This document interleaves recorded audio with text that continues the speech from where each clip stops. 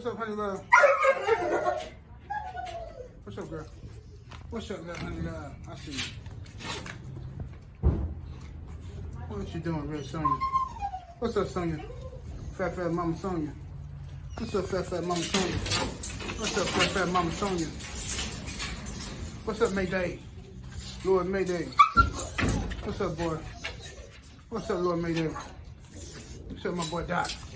What you say, Doc? What you say, Doc? What you say, Doc? It's my big boy, Doc. What you say? All right. Welcome back to another week, another episode of Game Dog Talk. And of course, we got the panel, the legendary panel, Mr. Schoolboy Richard Garcia. How you doing today, sir? I'm doing good. Welcome, everybody. Oh, shit. Sorry. Hope everybody's doing good. Got the panel here and everybody in the chat. Good to see you guys here, even though I can't see you. Yes, sir. Yes, sir. You got the legendary Bakri, only in American Kennels. How you doing today, brother? Peace and love to the brothers on the panel, as always, and our awesome chat room members. Yeah, just finished watching the goddamn 49ers get their ass whipped. Yeah, congratulations on them Eagles, man. No, I don't fuck with the Eagles, even though I'm from Philly. I'm a Pittsburgh fan. Oh, okay. Yeah, but I mean, I'm thinking Cincinnati might pull this off, but it's a good one. But anyway, I'm happy to be here with Dog, and I do the dog shit over the football shit any day, so all good. Yes, sir. Salute, my brother. Welcome down, Ram. Big stepping in the building. What it do? Oh man, chilling. You know me, young OG Paroli. They baby mama know me. She used to hold for me. Pimp Southwest Goldie, Crip neighborhood rolling. You know,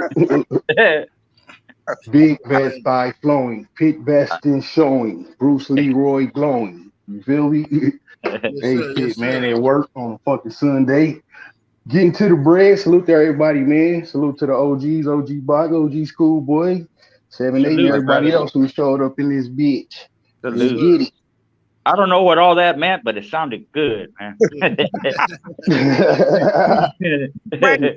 hot shit. That went off the dome. Oh yeah, it was. You know, it's natural when you a macaroni Tony ass nigga like me. Apologies, bro. Yeah. Kev ain't the only one pop some peas, you feel me? I just pop mine on the low. Absolutely. Let's go ahead and shout out this chat. Hugo, salute. I see you in the building. Grind Mode Kennel, salute to you. Debia, salute. Devin Burney, Tony Gardner, Boris, Wiki Kennels, Dreadlock, Martinez Game Dog, salute. Welsh Kennels Combine. My boy. Yes, sir. Dirt Road Kennels. Code 500 Kennels. Self-Made Kennels. Yeah, them all the homies in a row. Yeah. Arrowhead Kennels. Double M. Let's see here. Miami Snoopy 305, salute. Outlaw Texas Kennels. Hunt Curves Kennels. Yeah. That's cold right there. I like that. Let's see here. Showstopper Kennels. Vinny. Okay. Melanin C, salute. We got, let's see. I saw Outlaw. We got in here. I'm looking for some new ones. Rooted Kennels. All right. We got, says Self-Made. There's a lot of repeats in here. Salute to everybody in the building, y'all. D-Man Jr., salute. Salute. Lovely Brown Sugar Tay-Tay in the building. Tay-Tay. Queen. Let's see here. Flow Power, a.k.a. Gamed Up Kennels. What's happening, man? Uh-oh. I clicked the wrong thing. Supreme Excellence, salute to you. Live Life Real, salute to the homie. Man. Our boy. Frank Cervantes, salute. Death Valley Kennel, salute. Let's see.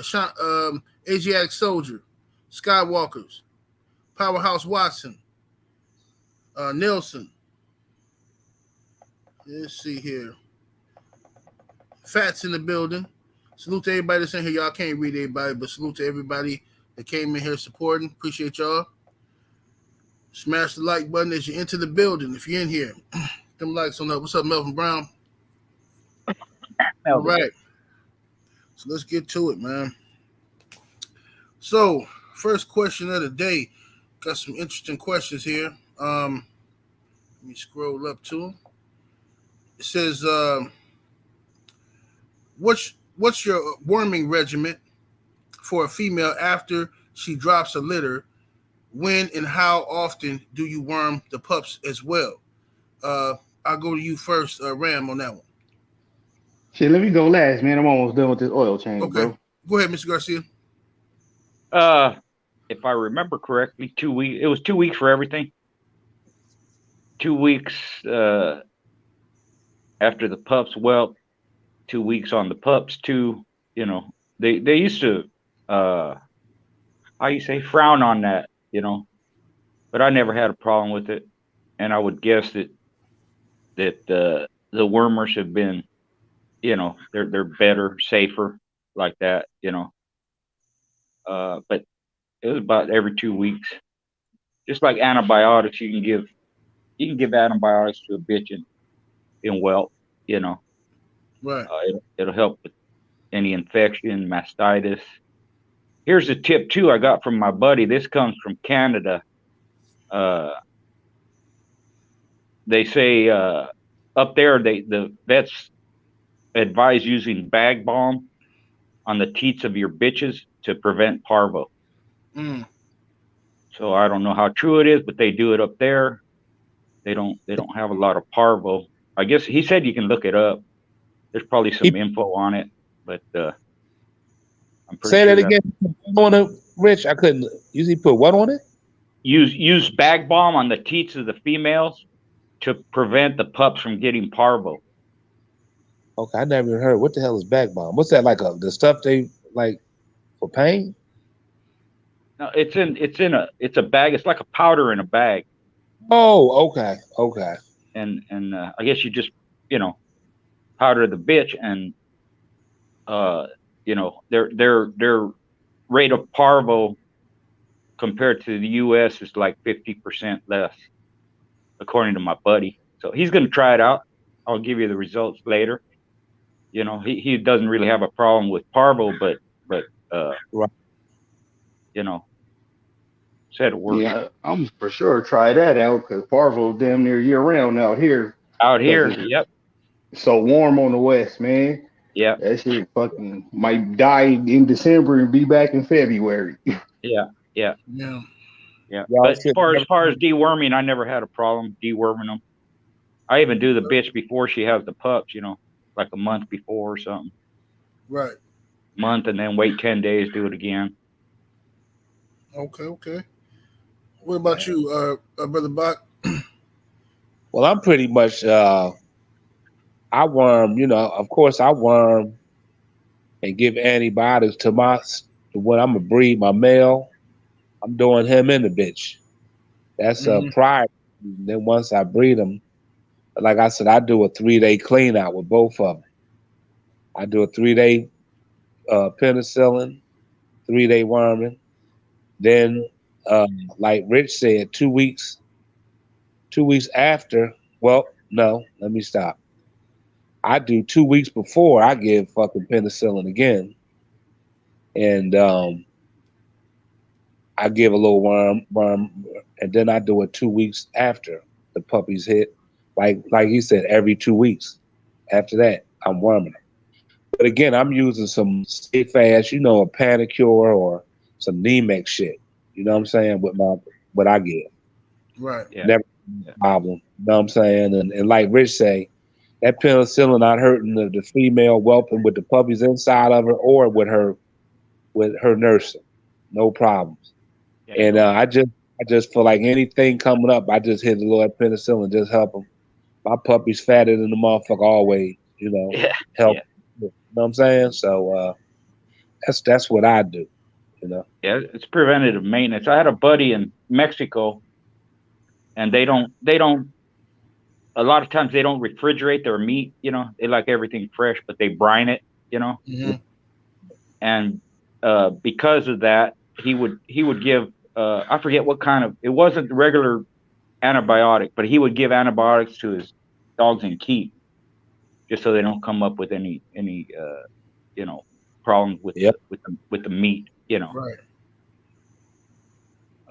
I forgot how he gave it. It was a name to it. It wasn't Droncid or Panicure, or I mean, it wasn't penicillin or ampicillin or Baytril or anything like that. It was something else. It was a certain type of antibiotic. But it wasn't amoxicillin either. No. It was one I never heard of. I forgot what he called it. I'll ask him if I get a hold of him one of these days when I talk to him. I got like a shit ton of that. I got like a shit ton of this shit right here. This amoxicillin and penicillin. I ordered that shit. I think they stopped selling it though, but it's Fish Max. Y'all ever heard of that, Fish Max? Yeah. Yeah, I was gonna bring that up when it got to my turn, because that's what I'll be using. Fish Max. Yeah. In conjunction with like Panicure. Yeah. They said they're gonna stop selling it at Walmart and shit like that, you know. Well, they were selling it. I ordered online, but I ordered a shit ton of that shit. But like I live literally right down the street from Thomas Labs, so I just go there and get it. Like the motherfuckers make it there. Sweet. Well, you know what? Hold on. Excuse me. With Rich saying that, somebody was telling me Tractor Supply gonna stop selling penicillin. Yeah. I heard that too. Well, I ask them when I go in there, I gotta get some more bedding and shit. So when I get off the show today, I'll ask them, see if that's true or not, and we'll know for sure next week. If not, but you still, either way, you might want to stock up on it just in case, you know. Yeah.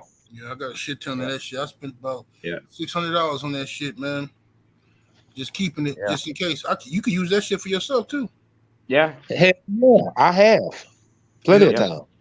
Yeah. All the I was fucking. I had to use it. Hell yeah. Yeah, that's old school. And take one of them penicillin pills. Yeah, knock that shit Make sure you pee when you done. Back in the day, we had Combiotic, we had penicillin. If you wanted ampicillin, we had to go to a vet. And then Baytril came in. I started using Baytril, and that's probably the last one I stuck with, like regular, you know, after a show. Was Baytril. But Combiotic, I'm not sure. Well, is that like a combination of penicillin and something else? What's Combiotic? Remember that? It's like it's a combination of them. It's like penicillin or amoxicillin. I mean, damn, I used to know that shit too, man. Yeah. They got rid of it because it worked too good, just like they got rid of Tillman's wormer. That was the best worm in the world. That fucking bullshit ass Safeguard is not touching Tillman's.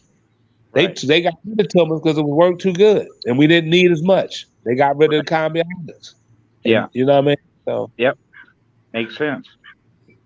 Yeah. I'm gonna fucking look up the patent number on them shit, see if they expired. I can get the patent, we can start making that shit, selling it again. They can't tell a gangster to stop selling it. I got a whole hood behind me. We'll turn this whole bitch up. Hey, Ram, go ahead. What's your worming regimen though? Well, like both the OGs said, as far as the 2 weeks go, hell yeah. So the pups 2 weeks old, I'm worming them because they still fucking drinking milk and shit and all on the mom, and the mom be in and out and all that shit. So I'm worming them every 2 weeks. And before I even breed the bitch, like in my mail, like OG Bach was saying, I clean my mail out, clean my bitch out, hit them both with the parvo shots, just do them, you know, preventative maintenance to ensure, you know, that they more healthy when it's time for me to finally hook them up together. So yeah, every 2 weeks, man. And like I said, I use fish mocks. You know, that's one of my favorites. And again, that's from Thomas Labs right up the street from me. I got a whole bunch of that shit. I just found the old bottle of it earlier. Forgot I even had it. I got so many bottles of that shit. So fish mocks in conjunction with Panicure. And yeah, man, I don't really got to worry too much about heartworms and shit out here because it's so fucking dry. You know, that shit comes from mosquitoes. Mosquitoes die out this bitch. Shit, they pop in that heat, huh? You like popcorn. Hell yeah. So I only might worm for heartworms once a year just to keep it up, you know, preventative maintenance. But Hey. Well, yeah, worming is simple. It's simple, bro. You know, keep it simple, stupid, like they say with everything else with these dogs. Facts. Salute, Black Mule in the building. You say you 78 Kennel saying, "What's up?" Salute, man. Yeah, I put this on the screen because I want to let people know if you're the 78 Kennels, I think you are. This is not me, y'all. So y'all can stop sending me requests for dogs and stuff. That's not me. You know what I'm saying? His name just happened to be 78. You know what I'm saying? They kennels, but that's not me. That's yeah, why I and put this ain't no ploy to throw you off the shit or nothing. That's really not, bro. His kennel name way colder than that. Yeah, I ain't gonna have no. I ain't gonna call myself 78 Sports TV and then have 78 kennels. You know what I'm saying? It ain't gonna happen like that. Yeah, like you just quit trying with your creativity at that point. Right. Oh wait, visuals in the super chat. Appreciate the love and support. Thank you, family. He said, "Is it okay to fast your dog? If so, how long and what are some of the benefits of it?" Mr. Garcia, your thoughts? Some people do that. I mean, the dogs mine did anyway. They fasted 24 hours every day because I only fed them once a day. Mm-hmm. But some people actually, fast them for one day out of the week. They don't feed them that day. I don't know the regimen, whether they feed them more the next day or whatever. But I guess it's okay. There's stuff to clean them out, which might be better. You can use antioxidant stuff like berries and shit. Bach probably knows more about that. But I don't. Since I only fed them once a day, I never did it because that'd be 2 days without food. Although I have done that just to check, when I'm going to look at my dog, see the effects of them not eating for 2 days. I've done that. Made them a little fucking meaner, I'll tell you that. It was hungry as hell. Yes, sir. Anybody else on the panel, Brother Bach? Do you ever fast your dogs? Did you? Well, first of all, anytime fasting is good for the body anyway, because it gives the body a rest. Mm-hmm. You know what I mean? So anytime you don't have to overwork your digestive, but your immune system is in your basically stomach. So anytime you can give the kidneys and liver and pancreas and all a break, then it's always good for the body. But me personally, unless I got to work with some goddamn food stamps or some shit, and I'm still feeding my fucking dogs every day. I don't have no reason not to feed them every day. I want to eat every day, and even if I go on a fast, they asses eat. So like you said, like Richard said, I think most people only feed their dogs once a day. So, they really from 12 hours, a lot of considered fasting in between that time. You understand? I don't really consider fasting, but in this particular situation of feeding the dogs, but some people could say that the body with rest 12 hours is real good, which again, I'm sure it is. But I'm sure, like I said, the same benefits it would be to us, it would be to the dogs. But and then the dogs and different animals, and even the dogs, wild dogs and shit in the wild, they don't eat every day. You know what I'm saying? So they might don't, especially wolves. Yeah. So and lions and shit. Yeah. Right. But my shit ain't got to go fucking kill for nothing to eat unless I'm giving it some live rabbits and shit and goats to fuck with. But other than that, no. I feed my shit every day. Yes, sir. What about you, Walking Down? Only time I would give my dogs a dry day is if I'm getting ready to switch the food over. So say if I feed Origin, but when I see that they starting to get too used to it, like their body is to reach this peak with it, I switch them to something else, like just a 50-pound bag and let it run through that, and then switch them back over to the Origin. But the day of the switches, I give them a dry day on that. But hell no, shit, I eat every day. They're gonna want to eat every day. You feel me? Especially if you treating them as top shelf athletes, not just animals on the chains. You don't want the motherfuckers healthy every day, even if you ain't doing nothing with them, because you never know when that call would come. Historically speaking, right? Yeah, me personally, I do a dry day in the summertime on Sundays. I feed, but then again, you know, I mean, I only feed my dogs once a day, but the amount of food that I give them is kind of, you know, it's different than other people. Like I give them a lot of calories in that one meal, so I feed them good so they can sustain. And then my dogs are not on the chain; they're not burning a lot of energy every day, running back and forth, barking at each other. They in kennels predominantly, except for like a couple hours a day. So I kind of judge it based off of that. And plus, and then all my dogs are overweight. You know what I'm saying? All of them is a few pounds overweight. So in the wintertime, I feed them every day. Can't take no chances with that shit. You know what I'm saying? But that's just how I do it. That's what's worked for me and shit. You know what I'm saying? Summertime, I get away with Sundays, giving them a break. You know, I give them water every day, no matter if fans bust about it, rain, sleet, whatever the fuck. They get water every day. But food in the summertime, I usually let them have Sunday off, you know, and they usually get down by the summer. By the end of the summer, they're usually about all the couple pounds overweight they are, they usually lose that. And then by the fall, they picking back weight up again because it's cold in the bitch out here. You know what I'm saying? So that's how I do it. But if my dogs were more active, like I was out here really working them how I should be working them, I would probably change that up, feeding them every day. You know what I'm saying? But let's get to this next question. Is gameness harder to find in dogs than in chickens? This is a question for Schoolboy. For Game File, what's your thoughts on that, Schoolboy? Well, gameness. I'll say it like this. You know, the birds have a knife on them, and there's two factors there.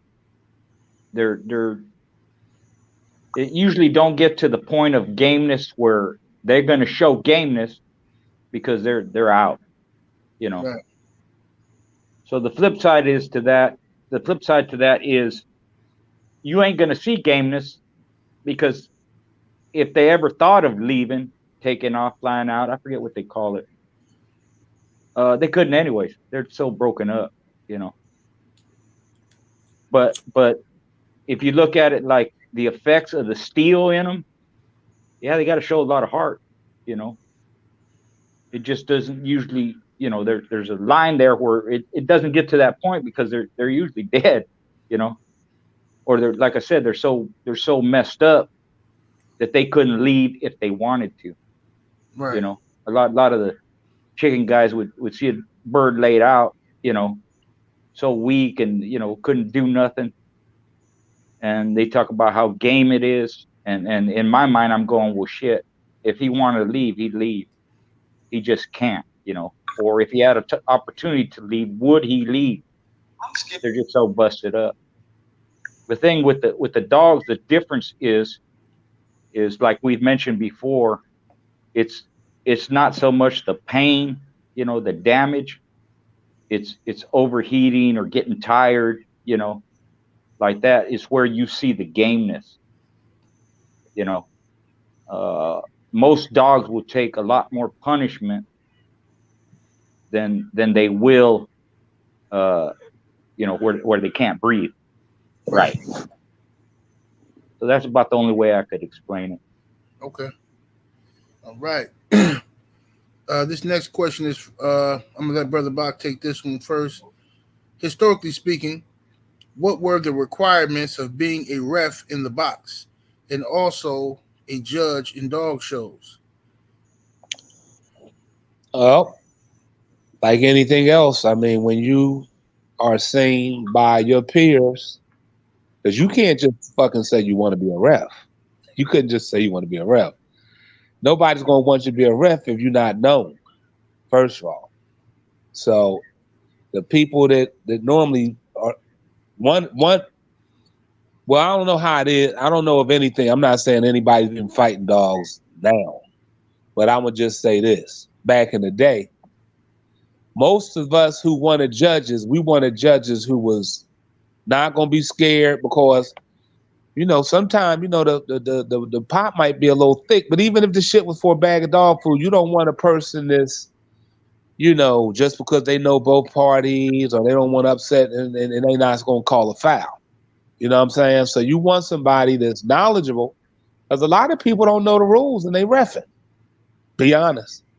And so you really want somebody that's qualified, that knows the fucking rules, and then is going to go by him and go straight down and hook up with it. Doesn't matter if it's his friend in there, his ass did something wrong, you know, maybe they give a warning, or you just getting fouled out, or you know what they doing inside it. You got some people that's reffing and they scared to fucking unfang a dog.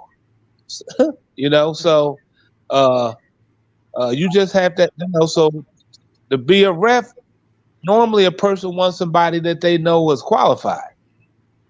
And then back in the day with Jack Kelly, your referee determined what type of match you was in.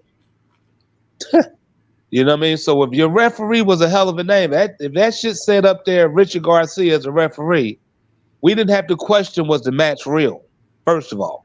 So we can just about know that wasn't a fake match, because they like Rich is not going to stand for being along with some people making up a fake match that didn't happen. That's one thing.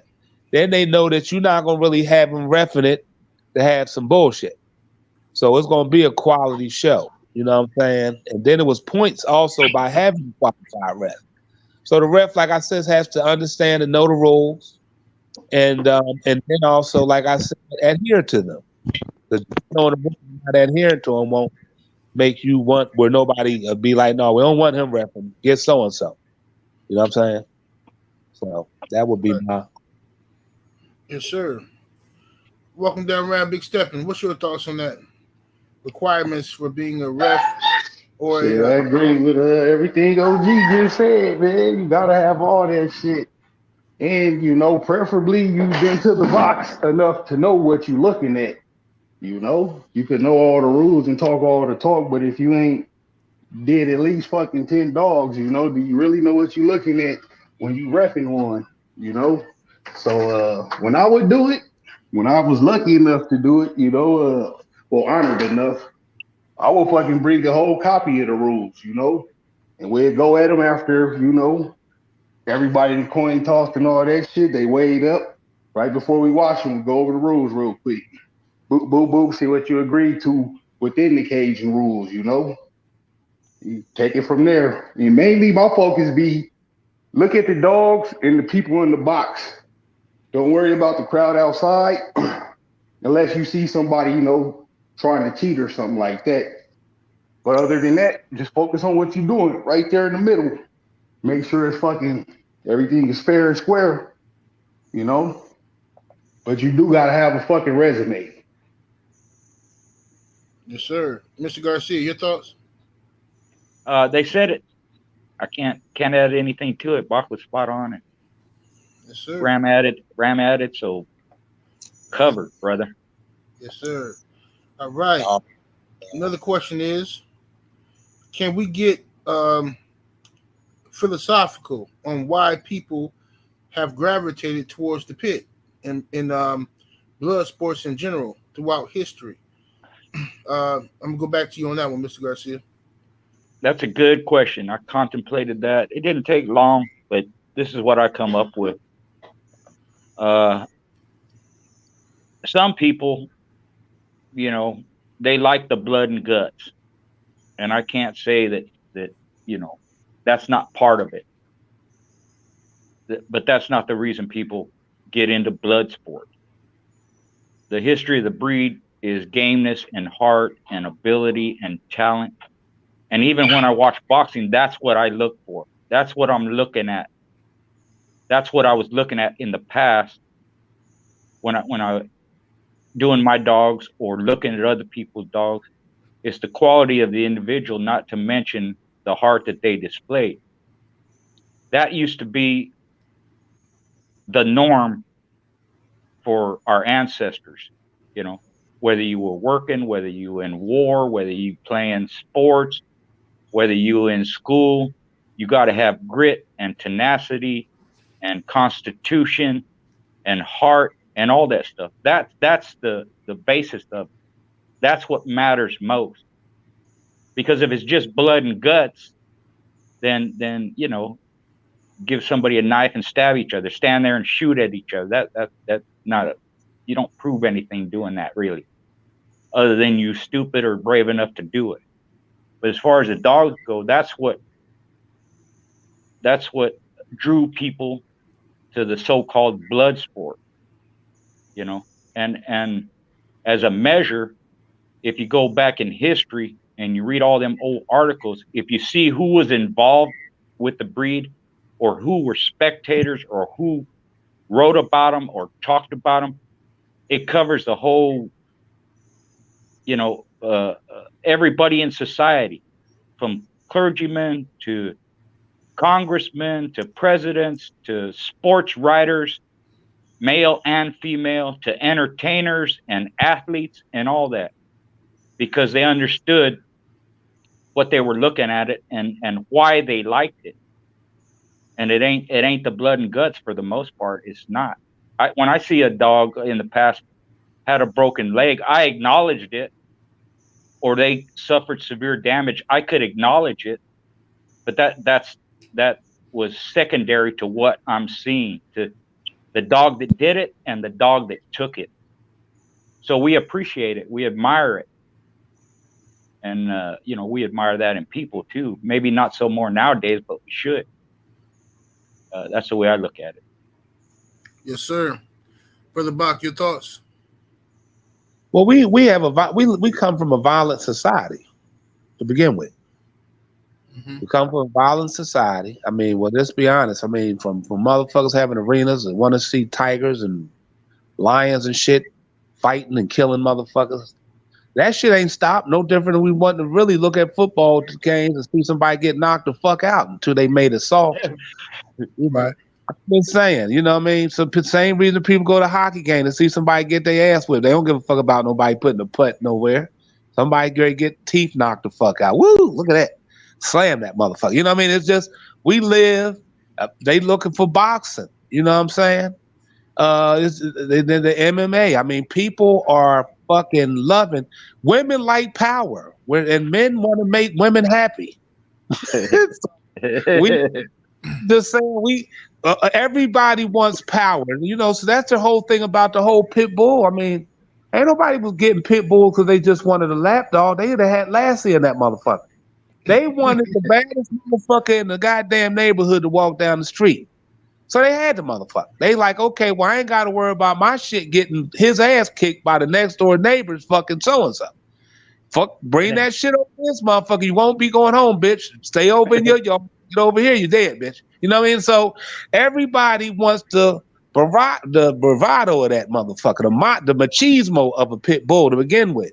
And it's because they got a goddamn history of fucking toughness, gameness, and loyalty that cannot be outdone by no other fucking animal on earth, or person for that matter. You understand? They sit in the fucking class by themselves. There's no other animal that other than a fucking, and I can't even say the chickens fucking with no pit bull, because they ass is not, they don't know they gonna get their head cut off with the fucking blades. A pit bull have to actually go through the whole damage of his head if that was to happen, get cut, ate the fuck off. It's different.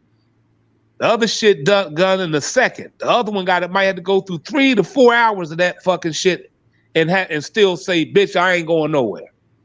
So again, anybody who has a pit, even us today, I ain't fighting these motherfuckers, but that don't mean that I don't still want to have.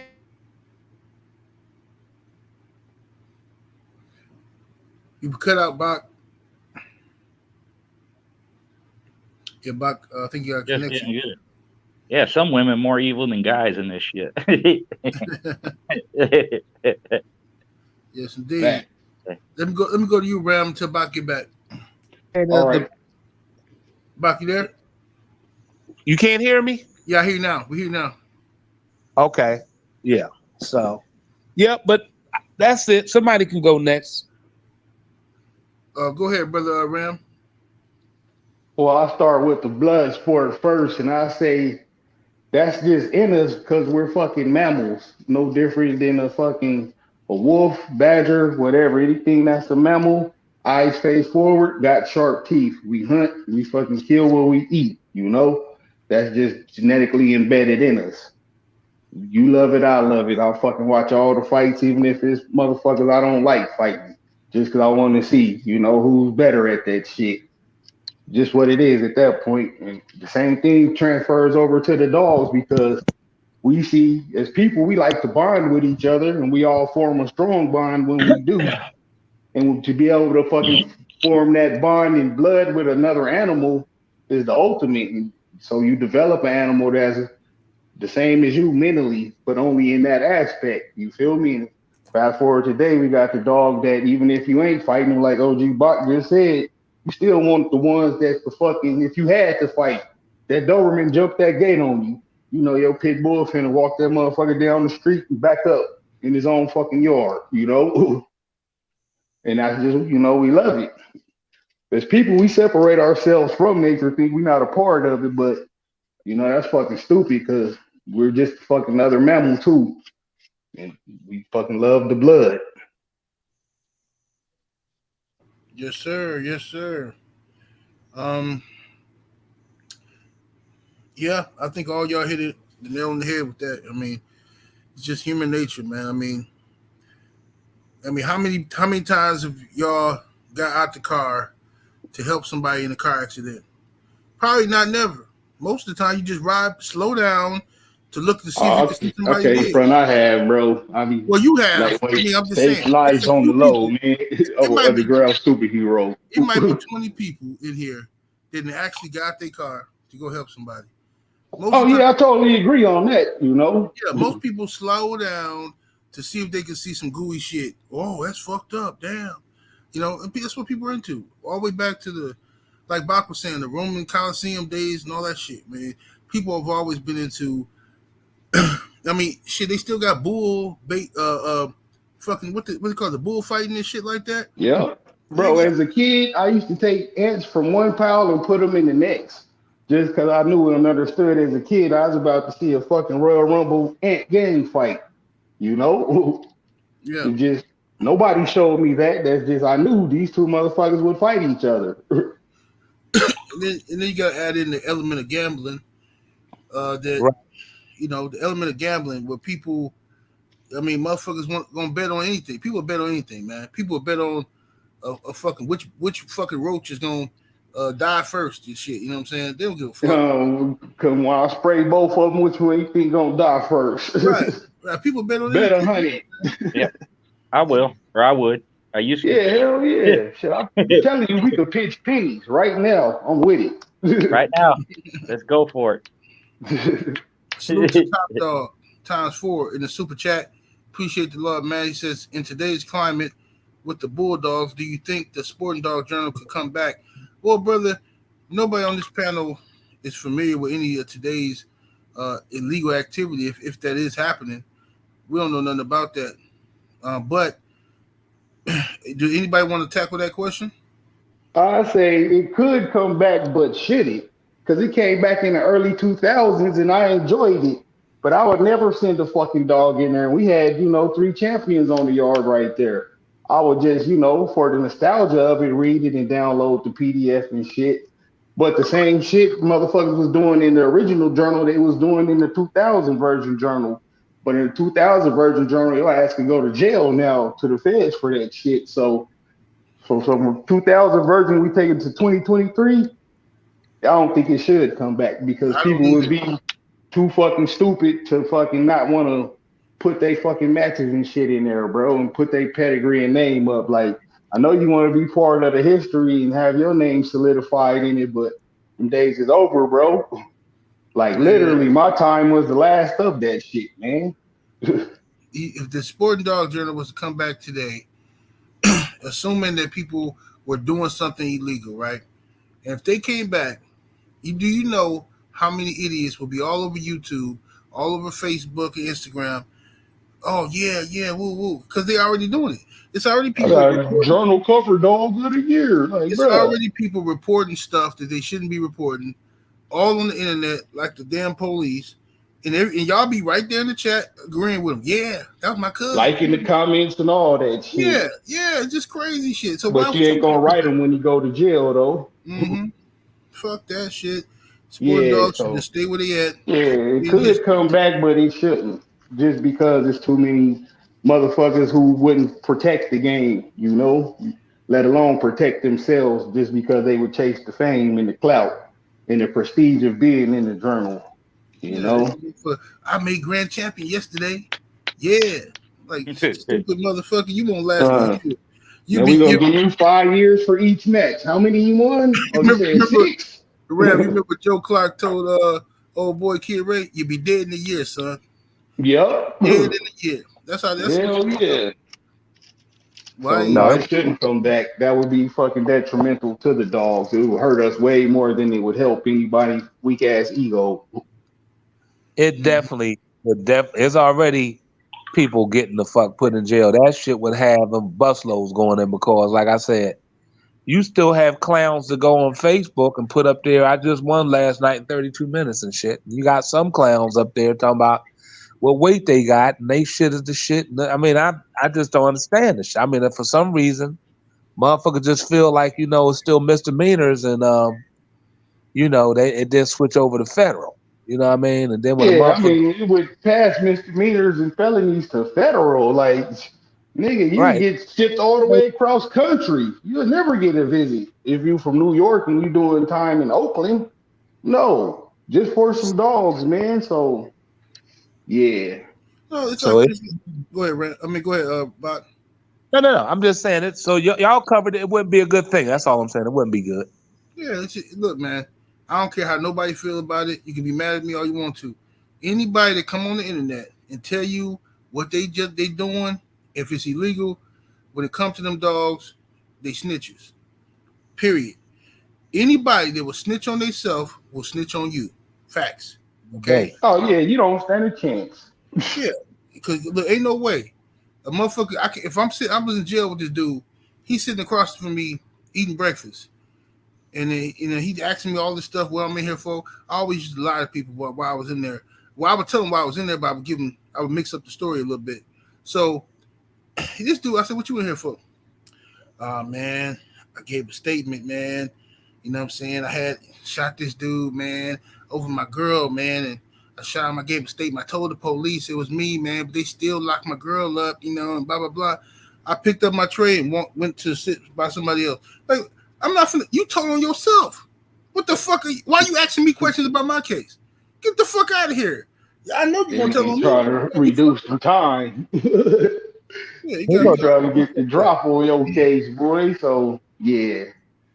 And you're right. Anybody who'll tell on themselves will tell on you. Just stay away from them.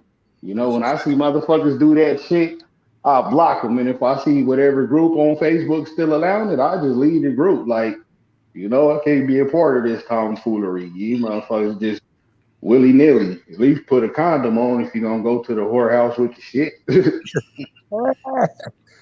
Question here. Historically, can the panel give some examples on losses that were due to mistakes in keep or human error? Man, I've been waiting on this one all day. Let me get it right quick. Go ahead, Ram. Hell yeah. The last time I lost was exactly that. I didn't respect the game and fucking my opponent I went into, I beat him like 13 times in a row. So I figured I could skip out on some of the weight training and shit and still get in there and push his fucking cap back. And that motherfucker went in there and beat the motherfucking Beast by Dre off my ass, man. Not only did he have a better conditioning, he had slightly better dogs, you know. So me not respecting the game and thinking, you know, I'm on that shit, you know, you can't be stopped. I could get out the game and jump back in and still, you know, get in there and dominate the game. Don't wait for nobody. So motherfuckers, when they serious, get better. You know, when you take a break, you come back, the motherfuckers be right at your level where you was at. So yeah, that happened to me. That was a motherfucker kicking the balls. I had to get that one back, of course, but still, I lost that. Totally my fault. Just because I didn't respect the game. I got a lot of respect for my opponent. I just didn't respect his dog game. You feel me? They figured I could skate by, and Hell no, that nigga was slamming me all over. I mean, we was biting like a motherfucker, but this shit was just way strong, you know. Right. And I came in with the rail down, so he didn't even think my shit was gonna be on weight, you know. And I was like a fucking half a pound under. He was like, "That's the biggest goddamn 38 I ever seen." It would have smashed him if I would have just respected the game, but I didn't, and that's what I get, you know. Even my good winning ass in the row ass fucking get disciplined and DP by the game when I don't respect it. You know, nobody is exempt for that. Absolutely. Mr. Garcia, any examples from your part on losses you took back in the day that were due to human error? Yeah, everything. I didn't have the feed right. I didn't know how to condition properly. And it runs almost the gamut. And anybody who's been in it or who was in it long enough will tell you that they got some story. It's anything that could happen leading up to where you weigh that fucker. They could pick something up off the ground. They could have chewed on something the day before. They could have suffered a injury, anything. I seen one brought in, and right when the handler was stepping over, she had the dog, you know, underneath like that, and she was stepping over to the wall. The dog slipped out, hit his belly right on the top of the wall. That didn't do him no good. I seen dogs. Seen one where during the show, it was going up to the hour mark. The dog started shitting blood, pebbles, and little tiny pieces of wire. Ugh. When he picked that up, I don't know. You know, but for myself, until I knew how to condition properly and feed properly, I made all kinds of mistakes. Worked them wrong, didn't feed them right, didn't rest them enough. You know, but almost anything can happen. And that's why, you know, Bach has talked about it before, and even Rastaman, who's, if you're watching Rastaman, shout out, brother. But, you know, it's the prep for it, you know, preventative maintenance, you know, have everything right. It's the factor. Sometimes it ain't your fault. Something just happened. But most of the time it is your fault, and you can pinpoint it. And if you were honest with yourself, you correct it. Not blame someone else. Take the responsibility that you messed up, you know. But yeah, I've had that happen. Dogs did good one time and then just blew out. Can't even go 30 minutes, man, you know. Like I said, almost anything. Yes, sir. Brother Bach, can you give some examples on losses you may have taken? Yeah. I got you. Well, like my good brother just spoke of, and they all hit everything on the money. And anybody that was in the dogs, I mean, like Richard said, we all have stories. Anybody sit up there and act like they never had one, they are lying their fucking ass off. Okay? Let's just get that. Anybody act like, first of all, there's no perfect keep. Let's get that out. Ain't shit perfect about none of them. It's just even when they say, man, that was a hell of a keep. Yeah, it's still it might not have been as better as your other one. Or, you know what I mean? They not perfect. You just even when you see a motherfucker win in good fashion, the person that conditioned them be like, man, shit, if you know I do him or her again, I'm not gonna do a certain thing, because they don't know what they're looking at. You know what I mean? It's just like everything that goes on in your household. Can't nobody really know what's going on in there unless you tell them. But the people in there can know exactly what's going on. And that's the same way about our dogs. We know our dogs way better than somebody just going to see them at a show. You know what I'm saying? So, but the number one thing, the problem that I had in the beginning is listening to too many motherfuckers. That's the biggest problem. You know, if you just said, okay, I'm going to get a keep from Joe Blow, and Joe Blow, you already know, does pretty well with his dogs, I would have did okay, but I wanted a piece of Joe Blows and a piece of Ray Rays and a piece of JJ's and a piece of... Next thing, my dog all fucked up. I got too much or too little of everything in the motherfucker. You know what I'm saying? So The best, you know, and most of the time that the dogs fuck up and be on human error. Because you can see them up to go an hour off the chain and be perfect. Then you go fucking call yourself teetering with the motherfucker. The motherfucker done lost the ass in because you didn't treadmill the fuck out of him. He done lost the mouth. He had a 10 mouth. That bitch is working with a 2. You didn't work the mouth out to motherfucker. Then you sitting up there talking about you don't understand why the fuck is like that without ever blaming yourself that you sit there and listen to motherfuckers like me who will fuck you up, telling you shit I'm doing with mine, hoping you do it with yours, and I'm laughing. You understand? And Rich and Ram, I'm sure you understand. Y'all done did it too. You got motherfucker talking about, man, I'm out here on the joint. I just did 20 miles with this motherfucker. And I'm getting ready to run an hour and a half on a treadmill. And the motherfucker say, well, he won't outdo me. That dog coming that motherfucker, you like, he was a mod. That bitch was horrible. You know what I mean? So, but I mean, I'm just telling you, I fucked up some shit not listening to people that knew how to do it, and I wanted to do it myself. And like I said, take too many different things from different people. And it's like anything else, just like fucking. I mean, you start out, ain't nobody start out fucking good. Might have thought you was doing good, but as you put time in, your stroke is better. You know, for you able to hold your nut better. You're able to do what you got to do. It's just like with the fucking teeth. Same shit. No, I came out good with the sex. You know what I'm From the planet click time, no, I'm the Superman lover. Like, first time I got some pussy, I was the man. It just got better with age, but, you know, carry on.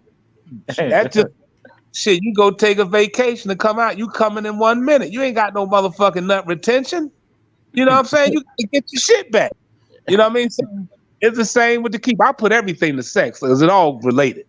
You know, no, that's how it is. You know, the more keeps you do, and the more you able to do it and see it. And even though each dog is different, you still had a basic. And the key thing I'm gonna say, less is best. I can't say it enough. Less is best. More, you getting ready to lose. I'm just telling you. Yep. Yeah. Well said.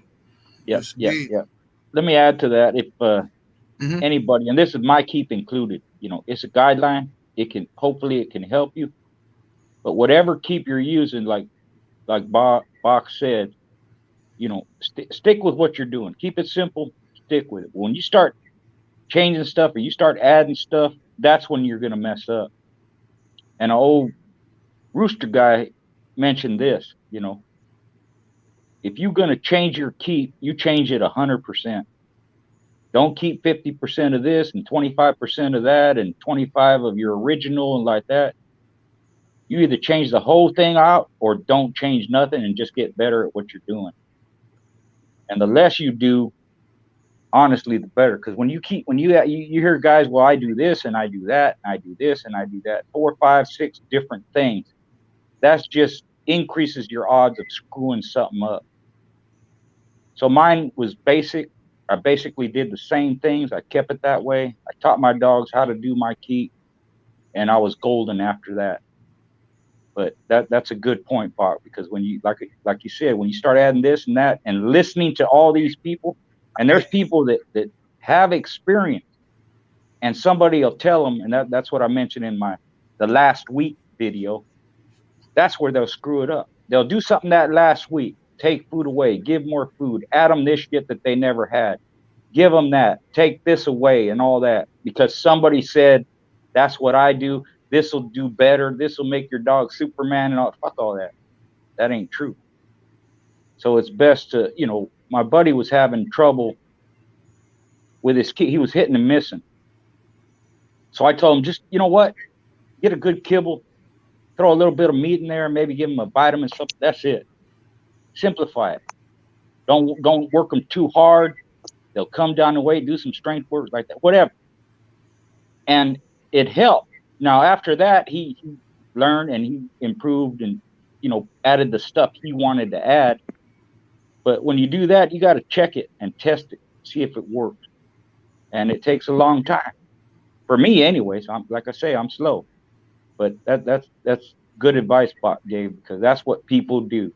Well, this guy told me that, and I'm going to do this, and I'm going to do that, and I'm going to take Meal Maker, and I'm going to take Schoolboy. I'm gonna take Rasta Man, and I'm gonna take, you know, Bobby Hall and Don Mayfield and all that. Put it all together, it don't work. Ain't gonna work. You're gonna fuck them up. Better just take them off the chain like that. Starve them a little, and then to come down to weight and bring them in like that. You know. Right. So there's that. Yes, sir. Salute, Going Hard Kennels in the building. I see twins. Salute What's to y'all. going on? Twins. Much love to the twin. Yeah. I apologize. I haven't been on there, brothers. I've just been real busy. I catch the show afterwards, and always press the like button. But forgive me for not being present all the time. Yes, sir. Yes, sir. Salute to Will Foster in the super chat, showing love. Appreciate the support. He says, I hardly ever catch the live show and never had American Pit Bull Terrier, but this is my favorite show on YouTube. Been watching since episode 1. Thank you, brother. Salute to you. Much love to the good brother. Much love. Sir. That's what's up, man. All right. Another question we got here. Were there any dogs or dogmen of the past that you feel got too much credit or hype? We can start with you, Brother Bach. I got enough motherfuckers that hate. I almost did put this question in here. I was like, man, maybe I should put this question up here. I'm just going to just say I'm pleading the fucking fifth. Right. You smart, Bach. You smart. Yeah. I hear you. Man. I'll say this about that because I thought about it too, and I ain't here to bash nobody's dogs or nothing like that. But my way of doing things was, and I'm speaking strictly on the past, and I got involved for the competition part of it first and foremost. You know, everybody has different dealings with different people, and you're gonna have good, bad, whatever, and your dealings may not be the same as it was with someone else who dealt with that person. And people don't keep records. So how are you going to say, you know, I got this percentage on my dog, I did this and that? Because when you hear people talk, they tell you all the good. I won this and I won that and beat this and that. They hardly tell you when they screwed up, who they lost to, when it was their fault or whatever. So nobody really keeps records. And to that, my point is, when I dealt with people that mostly that bred their own dogs and competed with their own dogs. I found out that was the best way to get good dogs from certain people. So if you do that, if they're using them and they're letting you use their dog, or they're selling you a dog that's a representative of them and their family of dogs, you'll have better success that way than just a famous breeder or someone who has, you know, dogs and makes them available to the public. You know, if the person was actually competitive and he had his own family of dogs, I preferred them over other people, because like we said before, anybody can take dogs and breed them, and you're going to get some good dogs, whether they game, cold, cur, whatever. If you breed enough of them, you're going to get good dogs. So my answer to that was, I'm going to go to the people that are actually doing dogs. That's how I did it. Now, you can't do that in today's atmosphere. So if you're going to get a pit bull today, just go with the bloodlines you like, or someone you have built a relationship up with, and just get a nice dog, well bred. You know, they all well bred, but that's how I did it. You know, whether it was PB or Don Broad or Terry Williams or Bobby Hall or Ken Click or Ronald Boyles, you know, people that actually did their own dogs. Right. Yeah, but let me hold up before you speak. Hold up. If I could just say this part, and maybe Richard could agree along with Ram and you. Okay. What I will say is this: a lot of the big name joints, people that you hear about, that was my easiest fucking victories. I'm gonna say that. a lot of them household names that you see and think was bad motherfuckers, I felt like they dogs was pure shit. The ones that was the hardest be the ones you don't even hear of. Somebody that works at goddamn Bob's fucking junkyard comes out that motherfucker and you got your handful. Okay? So yeah, it was a whole lot of overrated motherfuckers. And I'm just name one of them. May he rest in peace, Crenshaw. All right, I'm just going straight up. Fuck it. A lot of motherfuckers has got a whole lot of name and running from motherfuckers and picking and shit, choosing. Had a good friend that worked for Sport Dog Journal that really helped made Crenshaw shit more than it was. No disrespect to them. I would say this shit whether he was living, because he would come to my house and see me fight shit, but he wouldn't let me match into his ass for shit. So I'm just saying, I can name others. Just giving y'all one that I know is a household name.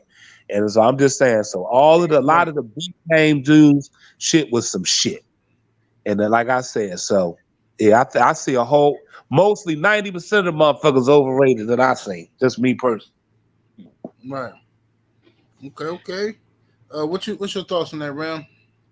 Well, it's two parts. One, I can honestly say I agree with what OG Schoolboy said as far as being fortunate enough to go into people who was already established with their own line of dogs and their own family and all that shit.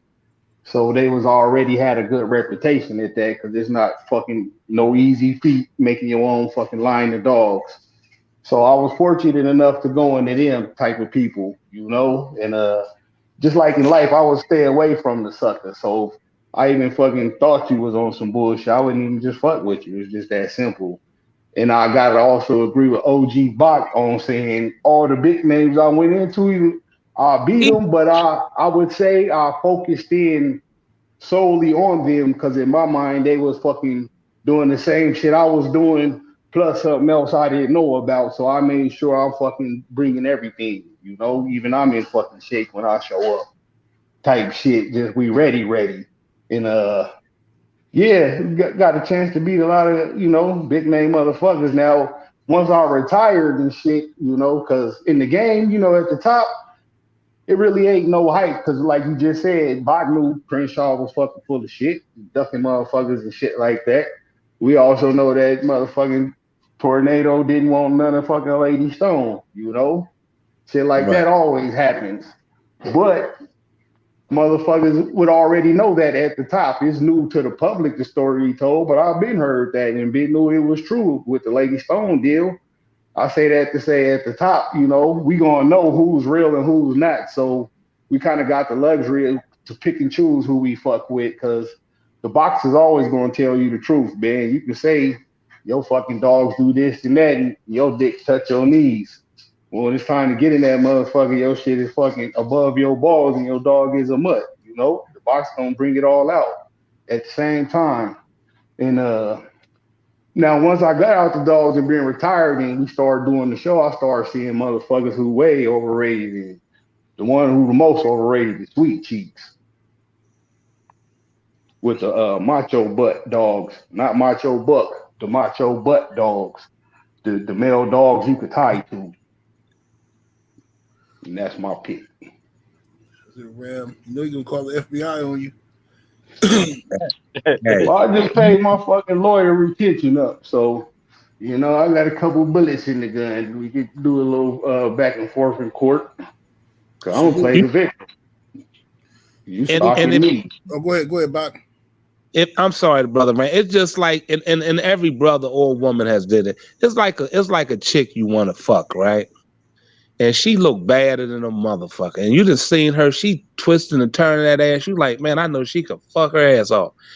You get that motherfucker in the bed and that motherfucker can't move with no rhythm at all. You like, what in the fuck? I just said, can't even take no dick. You like, man, I could have jacked off at home.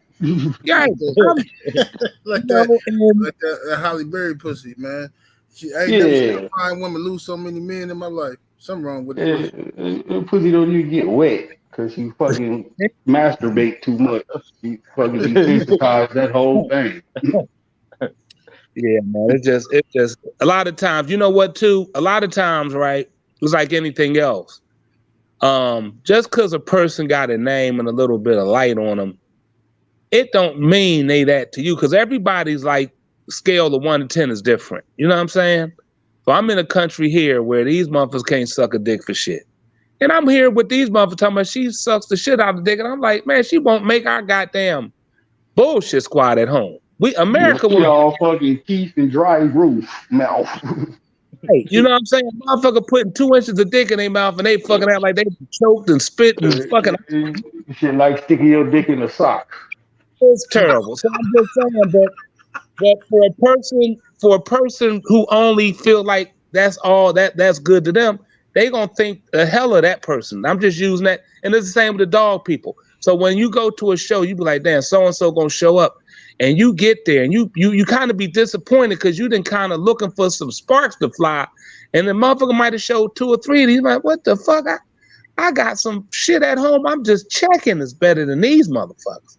You know what I mean? And I think that's the letdown to some of it. And all of us then looked at the Richard Stratton books and shit and all of the names we heard we got in the journal. So you kind of get a little fucked up when you get there and you be like, these motherfuckers got some old regular ass fucking Cheerio shit in here. I'm thinking I'm going to get some fucking cinnamon crunch. Ain't nothing in this bitch. But that's the beauty of the game, though, because in your mind, you come in with, I'm finna go into this top shelf, motherfucker. So you bringing the baddest dogs you can fucking breed and feed and all that shit. You get there, you be like, oh man, these motherfuckers fell off because they at the cruising part of the game. Now they winning, mostly off of they repping their name at that point, And you get there, you fresh and you ready, and you just fucking rolling over shit. You be like, what the fuck?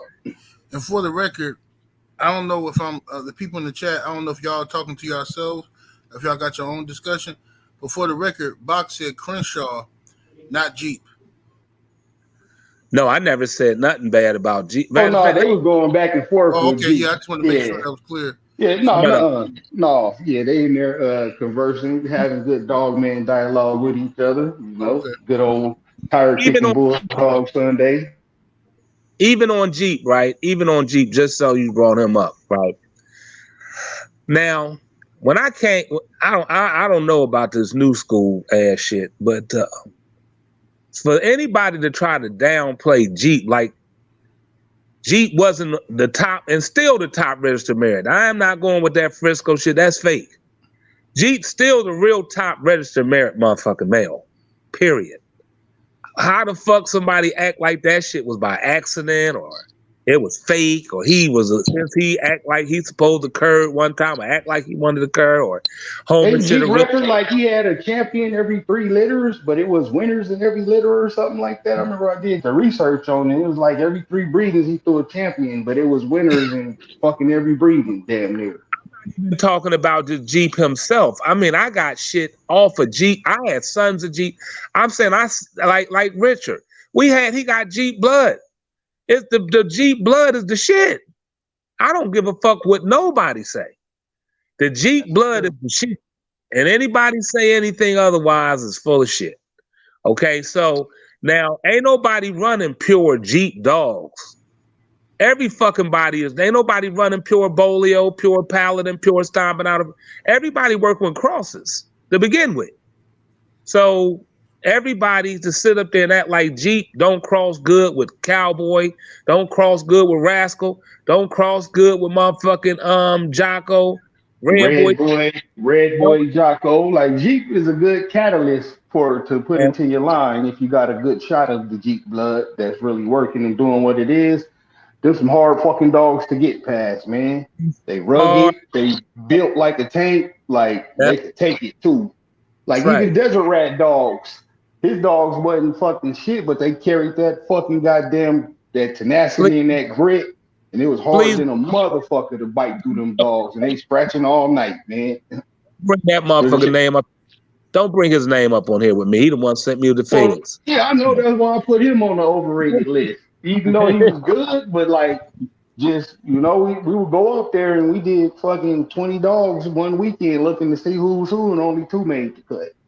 And I ain't gonna tell you which 2 that they was, because they went on to be okay dogs, Yeah. Man, but yeah, man. So no, I hear in people in groups, man, it was Jeep, you know, I'm sitting here like, where all this hate for Jeep shit at? Where the fuck this come from? I mean, and That's just some jealousy shit, man.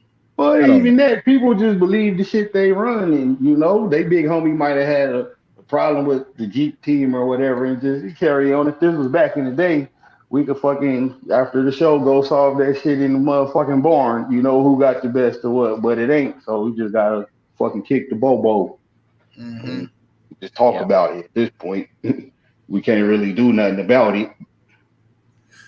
I'm gonna just say this: Richard had his dog, and that was a Jeep dog. And if you ever had any of them motherfuckers or seen any of them, you would know what you're looking at. And them motherfuckers been good for a long time. I'm sure all out of the country. The Man, this a motherfuckers. motherfucker out the country got some shit down from OG schoolboy shit that them fucking Brad, he put at least 13 champions on the floor and a whole bunch of winners. You know? Yeah, I'm just saying. We ain't talking about nothing in America. But I'm just saying that it's just I hear it in different groups is all Oh I'm yeah, saying. yeah, no, this shit is really out the country, you know? And I'm Right. still not gonna say who it is, but yeah, they got that shit, man. It's the goods, like, you know, and they keeping it. And they still using it. And Right. Schoolboy been out the dogs. He been sold Big Red. All that shit. He don't even know. Decades Ram, he ago. must be smoking today, Ram. Because Bach can't get a sentence out, boy. Oh, my shit delayed because I got it on my fucking Okay, headphones, you got man. the delay. Go ahead. Oh no, he Yeah, my good. bad, OG. Yeah, my fault. You rolling bad. Everything lovely. You ain't said nothing wrong. Everything is beautiful. Yeah. Yeah, Ram, I appreciate it, Ram. I'll say this: I catch flack for it because over a period of years, you know, you see a lot of matches. You know, I did involved in a lot and seen a lot, and this is what I get flack for: is I tell people overall, the matches, most of them are average or below average. When you start getting experience, you know, you almost ain't even interested in watching them. You know, you might have to because you're there, but they just average. So when you hear people say, and I'll say it too, you know, there was some badass dogs, there were, and you know, people, you know, this guy was a great conditioner, he was, but even with that, some of the dogs they just ain't that good. It's hard to have top level dogs all the time, every time, if you got a bunch of dogs. And that I'm just speaking from experience, what I've seen. When I've been to conventions that have 16 matches, 8, 10, 12, 4 single matches like that, a bunch of them, you usually in the big convention, it may be different in the South or maybe different somewhere else or whatever. But I'm talking places where I went, even Mexico, you know, sometimes it's just one that's good. Sometimes it's four that's good, 2, 3 like that. Out And of sometimes 16, it's some you'll see that win you wouldn't even take home. Like, you yeah, should put you this know, motherfucker with the one yeah, who quit to him. yeah. So you know, it's not all what people say all the time. We embellish stuff a lot of times, and I try not to. That's why I say, you know, my dogs, they were solid dogs, not fucking aces and like that, you know, because, you know, I'm always looking for better. I was always looking to make better dogs and like that. And I don't like tooting my own horn. You know, I did send whatever dogs I had when I got out. I sent them all over the place. Never had a complaint. They always did something with them, whether they matched them or bred them. You know, it wasn't that many. And Big Red was a great producer and all that. But overall, there just ain't that many. There's a ton of them that are great, but compared to the numbers, it's not that many. It would be only a handful. And that's with any, you name them, man. I've seen them, you know, different guys, Yeah, including, it'd probably be about 10%. So out of 1,000,000 dogs bred, only yeah, 100,000 of them would be yeah, fucking great. it'd be like that. It'd be like that. Because if you think about it, what dogs do we talk about? Same fucking dogs all the time. Even dogs we don't know, we heard about, or you know, the ones we seen that stand out, it's the same one. Art, ZEBO, Honey Bunch, you know, like that. It's because it's not a knock on anybody. It's just hard to get that level of dog. Now, if you got good dogs, you know, you smoke a lot of people. It don't take long. That's no disrespect to them either. That's just the dog they brought. And you know, most of mine were short, just like Bach. You know, they didn't go too long. And that's just the reality of it, you know. And I get flack for it, you know. They're great dog. What about this and what about that? Well, I seen him. He was okay, you know. It don't matter if they champion, grand champion, whatever. A lot of them just okay, you know. Right. Yeah, you're absolutely right. Because I only seen one grand champion, and he was fucking great. And I seen firsthand how great, because I lost to the motherfucker. Yeah, yeah. And out of all the grand champions that came out of my area, he the only one, you know? Yeah. I've seen several. Some of them were good. Some of them, they just, you know, they could win. And they did. But their opponents weren't hardly nothing to speak of, man. Or they would do enough, you know, just be that much better, not by much. Like, hey, yeah. You know, he would do enough, exactly, just enough to win, you know? Yeah. You know, and then, you know, you see some badass dogs, and then what happened, man? He got beat the next time, or she got beat the next time. You think, man, they can't lose, but somebody beat them. You know, that's just the nature of the game. To me, it's you know, I liked it because that made for better competition. You know, but I seen tons of them, man. And keep you on your toes, you know, because any fucking given Sunday, a motherfucker could bring a Chinaman in there on your ass, you know. Yeah. And two, if you think about it, somebody always knocking somebody's dog. Don't matter how bad that motherfucker was, they're going to say something bad about him. You know, he did this, and I didn't like that, and this and that. You're just a hater, but you know, it's their opinion. Yep. You don't got to breathe to him. I saw him get stopped in the road, you know. Yeah, even though it sucked. Yeah, that kind of shit. Hey, you absolutely, he quit in the role. I seen him quit at school. Yeah. But you leave out the part where he was 14 months old when he quit, you know? Now this motherfucker 3 years old and ain't got liquor quit in his body. Yeah. I seen a bunch of them. They quit, lose, and quit, you know, quit and lose. And people take them home, you know. They ain't calling them. That's another thing too. People, I'm hard on my dogs, and I do this and that, and I don't keep curs and all that shit. Well, they got a bunch of them at their house. They don't get rid of nothing. Hell yeah, or whatever. And you better know which ones is which. If you go over there trying to breed something, I mean, if you had seen ZEBO, I didn't see him, but if you had seen his last match, he was an old dog, man. He won in 18 minutes, but my friend saw him, said he was a shell of his former self. He was that good where he could win. His opponent wasn't shit, and he won in 18 minutes. But it wasn't like the stories he read about him, you know. But like Mike Tyson fighting now, you know. We got to see him when he was Mike Tyson. My son see him now, he'd be like, "Oh man, you know, go get that motherfucker too old." Even though he'll win, he's still a bad man, but he ain't the same. So like watching Usain Bolt run 5 years from now and shit. Yeah, he ain't that good, man. He ain't that fast. He ain't no good, you know. It happens in boxing a lot. You see guys that take all kinds of punishment. You can hit them with the 2x4. They take it, you know. It don't affect them. And then you see them as an old man, 40 fucking years old, got 80 fights, and somebody who can't hit hard taps them and they knocked out. Hell that's just the way it goes. I've seen old dogs win too. You know, I haven't seen old dogs that impressed me that much, but I could see there was more dog there when they were younger. You know, they would have been a lot better.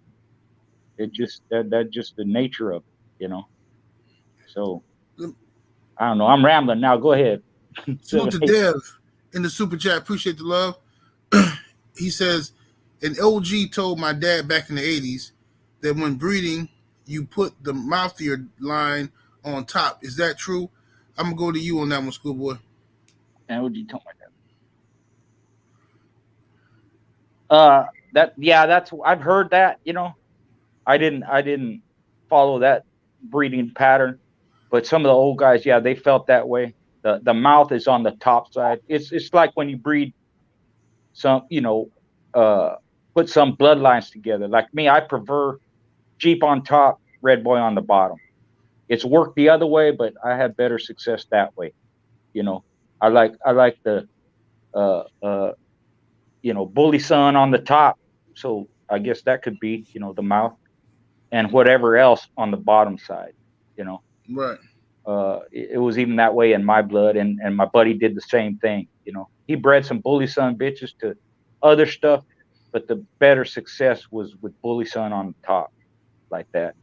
So I've never really actually tested it like that, but I've heard some guys say that, and there's breeding patterns that they follow like that, just like a lot of other different stuff, So I could see maybe that could be true. Larry Willis in the super chat. Thank you, brother. Appreciate the love. He says, prehistorically speaking, has anyone dinosaur days? Right. Yeah, he said, anybody ever heard of or saw a champion or grand champion off of frozen breeding? Anybody on the panel? I'll go to you, Bach. You ever heard of that?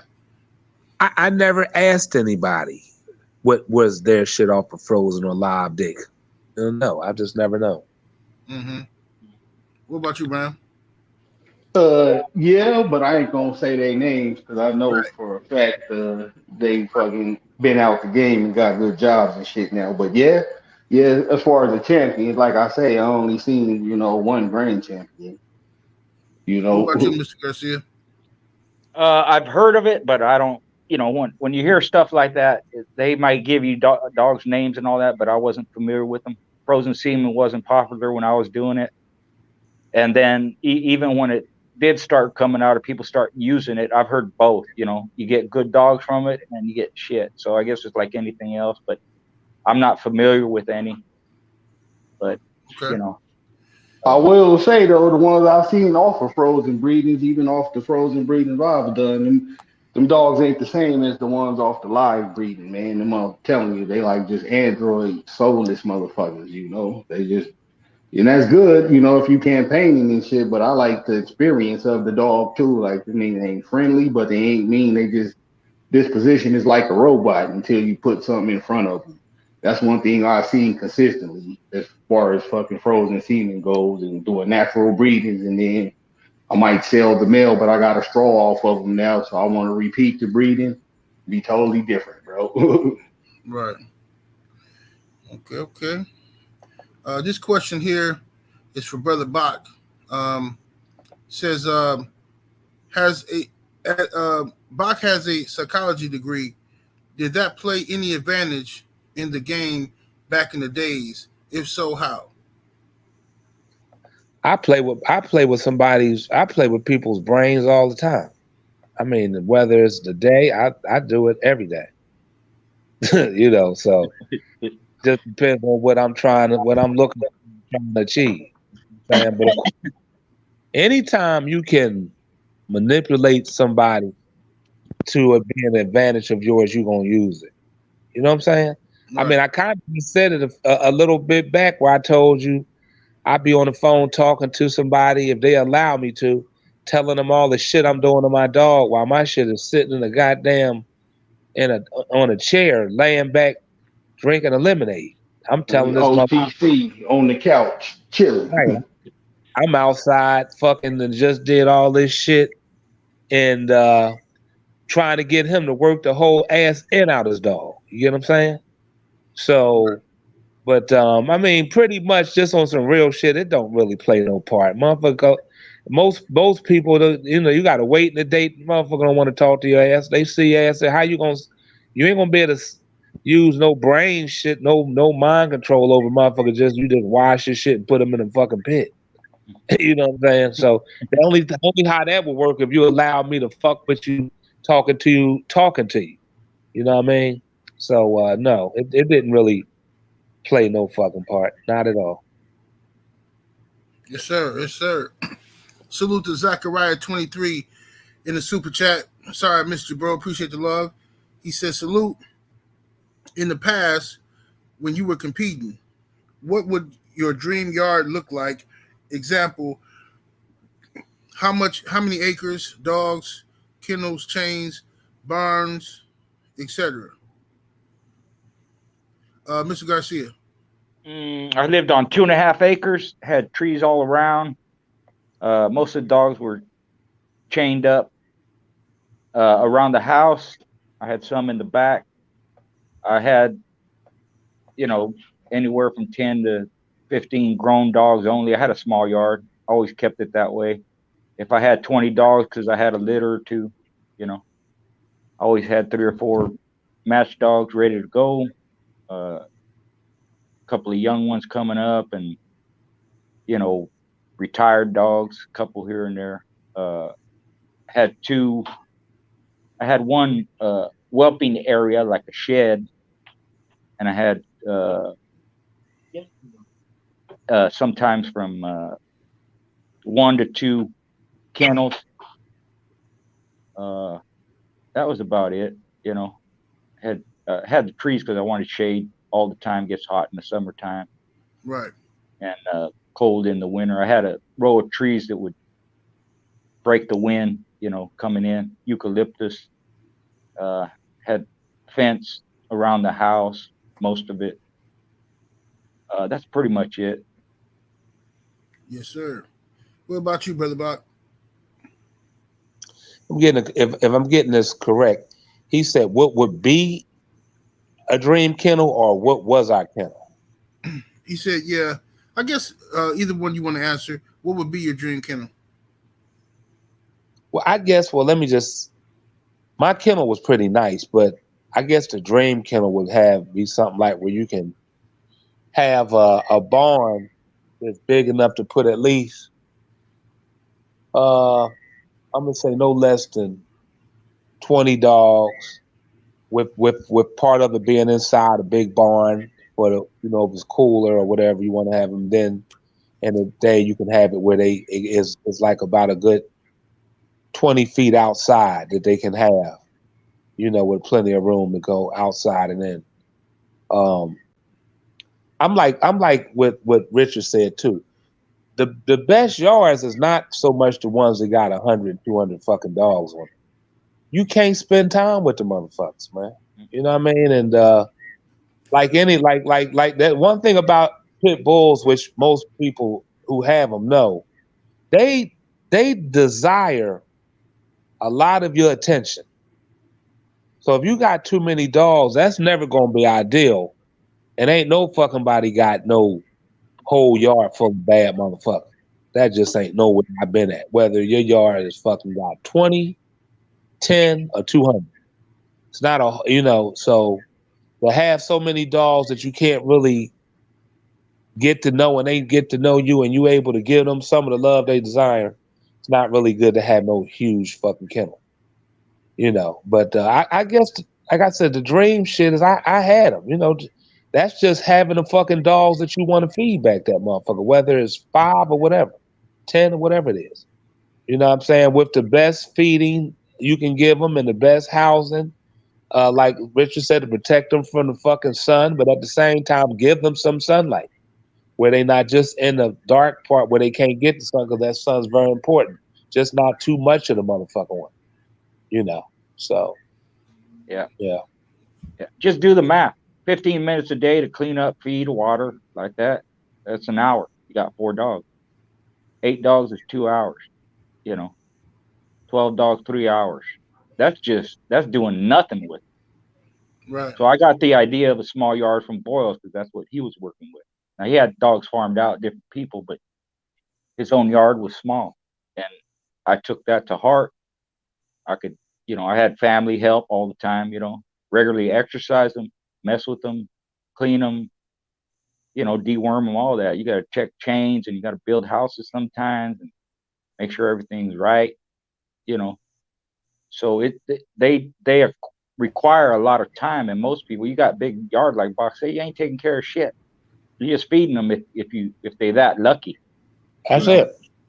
I've been to big yards like that, and dude tells me, just feeding them and cleaning up after them and water them is an all-day affair. Just that, that's just, picking up shit, watering them, and feeding them. Took them 8 hours. That's how many fucking dogs he had. So, I never understood it. I get it. You know, people want a lot of dogs, and they say you need this many if you're gonna have your own family and all that bullshit. You don't have the numbers like that, so whatever you got is small. Even you're if you're competing back then and breeding and all that, you ain't got a whole variety. But it's better for the dog if you don't have a bunch of them. Right. You got to put the time in, you know. And like I said, I had help too, and it still took a lot of time, man. Indeed. What about you, brother Ram? Well, I'm gonna put my Boone hat on and say this: fucking the beauty of the dogs is this, man. Whatever you fucking can imagine, you can make that a reality. Like you see, both OGs didn't give you a dream; they gave you their reality. They took their dream and made it that reality. And I could fucking totally agree with that because that's what I did. So my dream yard was I had a 50-foot cat mill on there, what was it, a 20 by 16 swim tank in there, a super big storage shed outside with the pit set up in it for schooling and all that shit. Like had it set up just like how it would be, you know, at a convention. And then I was fucking fortunate enough to fucking have champions that I could retire to brood, and they continue to produce me more winners. So at any given time, I wouldn't have more than fucking 12 dogs, and you might come back next summer and that 12 dogs would be my brood dogs would still be there, but now I'm down to just the best of the best now, you know, because people say, you know, I'm hard on my dog, whatever. I was looking for the best of the best. Like, I don't care if he was good. I want you, like, if I got your litter mate or another dog, that's what I want. I only got space for what I want. So I was fucking fortunate enough to have 8 to 10 dogs, and they was all matched dogs, you know. But like I say, the summer before that, I might have had fucking 12, maybe 15, you know, because I have bred them and I'm keeping everything and just go through them, you know. Average, I didn't keep. Above average, I didn't keep. I just kept the great ones that was like their parents because their parents were fucking great, and they proved it by making champions against other serious competitors that's well known and bringing they fucking champion out to fucking try to make, you know, 4 time on me. You feel me? Shit like that. So I took my fucking dream of how I wanted it and we made it a reality. But like OG Rock and Schoolboy just said, that shit. Luckily, I didn't have kids at the time we was, you know, rocking and rolling like that. None of us did. We were still in our 20s, so we was able to just had a house where we kept the dogs at, like, you know, it was a dog trap house, Dog Man Disneyland over there. Everything you wanted because we was doing dog training and shit too, like personal protection with mountain walls and shit. So we had whole courses set up over there, and we were running the fucking bulldogs on them too. You know, put them on the teeter totter, put them on the plank that's fucking 8 feet up in the air, make them run back and forth across it. You know, just building confidence up type shit.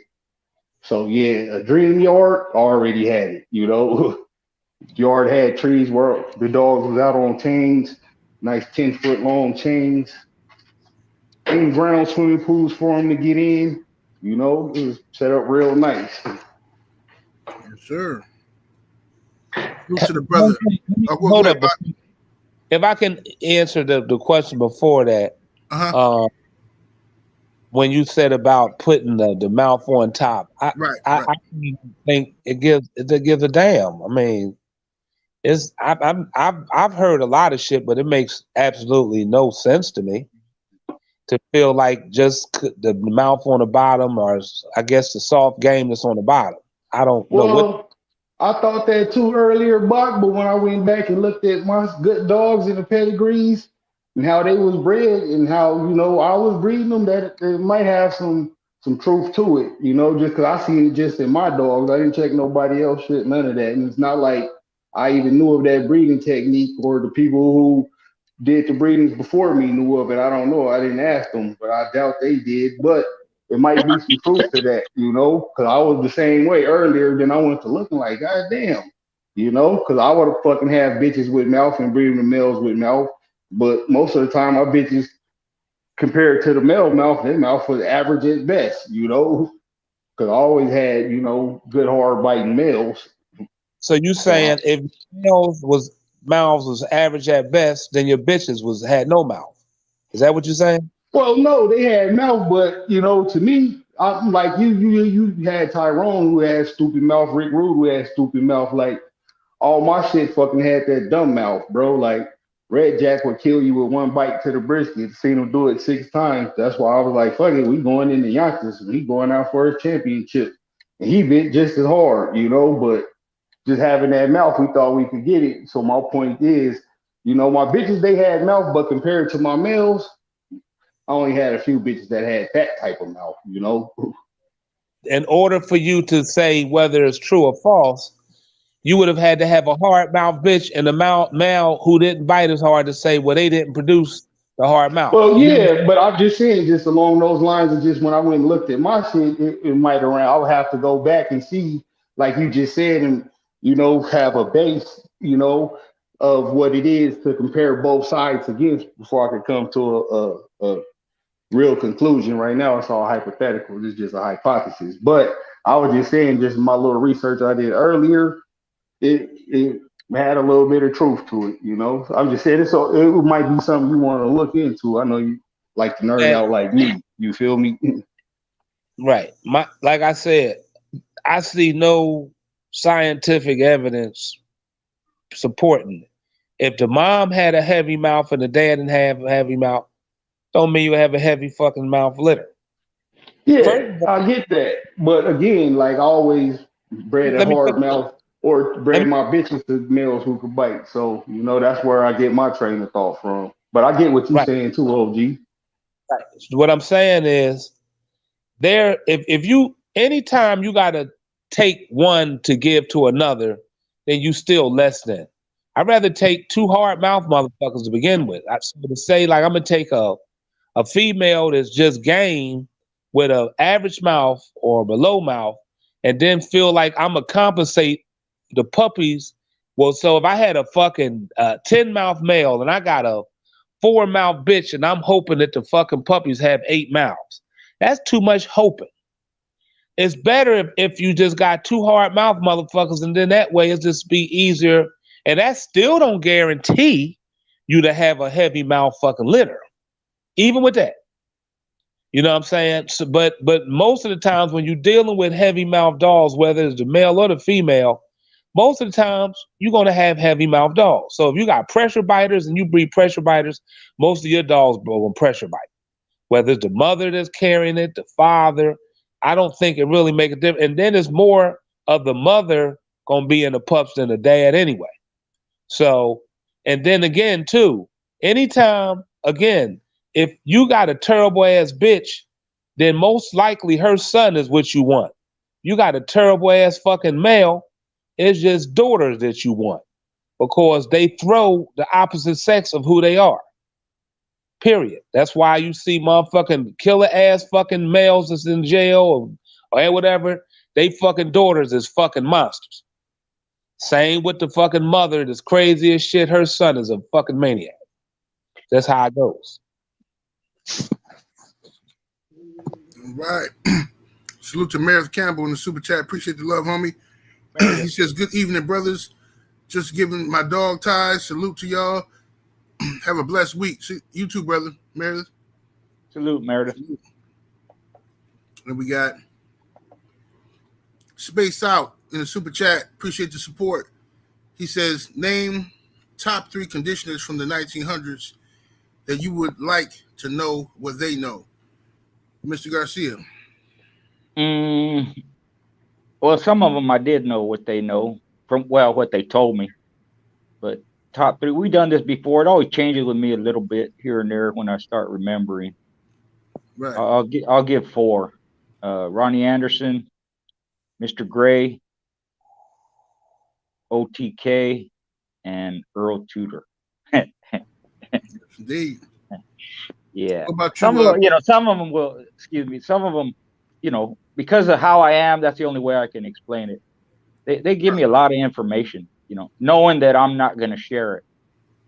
That's the biggest thing. Right, right. Because if I'd not kept my word, people wouldn't tell me nothing, you know.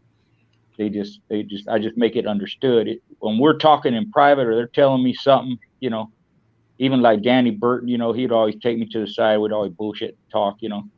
It just stayed there. And if I did mention it, I always ask permission first. You know, that's just my way of doing it, you know.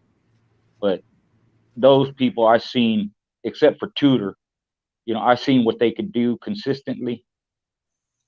And they were some of the best, you know. There's a lot of good conditioners, actually, you know. And like I said before, what makes them good is they're consistent. They screw up, they mess up. Sometimes they don't have a very good dog. Sometimes the conditioning's off. But overall, you know, 80-90% of the time they get it right. Yes, sir. What about you, Ram? Well, shit, 4 of them I already know. You know, Schoolboy would be one, Boom would be one, and I fucking, you know, learned they shit and fucking been putting it into play with just fucking around on the yard and shit, walking my shit and all that. You know, just having fun with the dog, let them be dogs and shit. You know, that shit fucking works. All the shit they told me, you know, they give you good game on here, but you know, I'm fortunate enough to talk to them one on one personally and get some real good game from a man, you know, and that shit just it's pretty amazing. But ones I didn't fucking get to meet, oh, the other two that I do know would be my boy who gave me the game, and then motherfucking, of course, the meal maker. But I would want to meet the motherfucker who was doing all the conditioning for STP, whoever that was doing it. That motherfucker, he knew what he was doing pretty good. And it's a guy over in Europe, the old dude, I forget his name. That I would like to know. Damn, he got a book too. He got a couple books. He was like a successful old school European dog, man. It'll come to me. Was it Billy or No, it was before Billy. Okay, Saint Benedict. No. Was it what's that guy's name? He was a motherfucker. That same fucking Barney Fife was a beast too. There you go. Yeah. Oh yeah. They were partners with some guys in Europe. That Right. guy, who's that guy from Europe, Bach, that used to condition dogs with Rebel Kennel. I can't get his. Yeah, I know just who you're talking about. He got a whole bunch of fucking syllables in his name. You know. Hey, I know you're talking about. Well, I'm gonna tell you, I like Ozzie Stevenson. May he rest in peace. Earl Tudor, and Boom. Good one.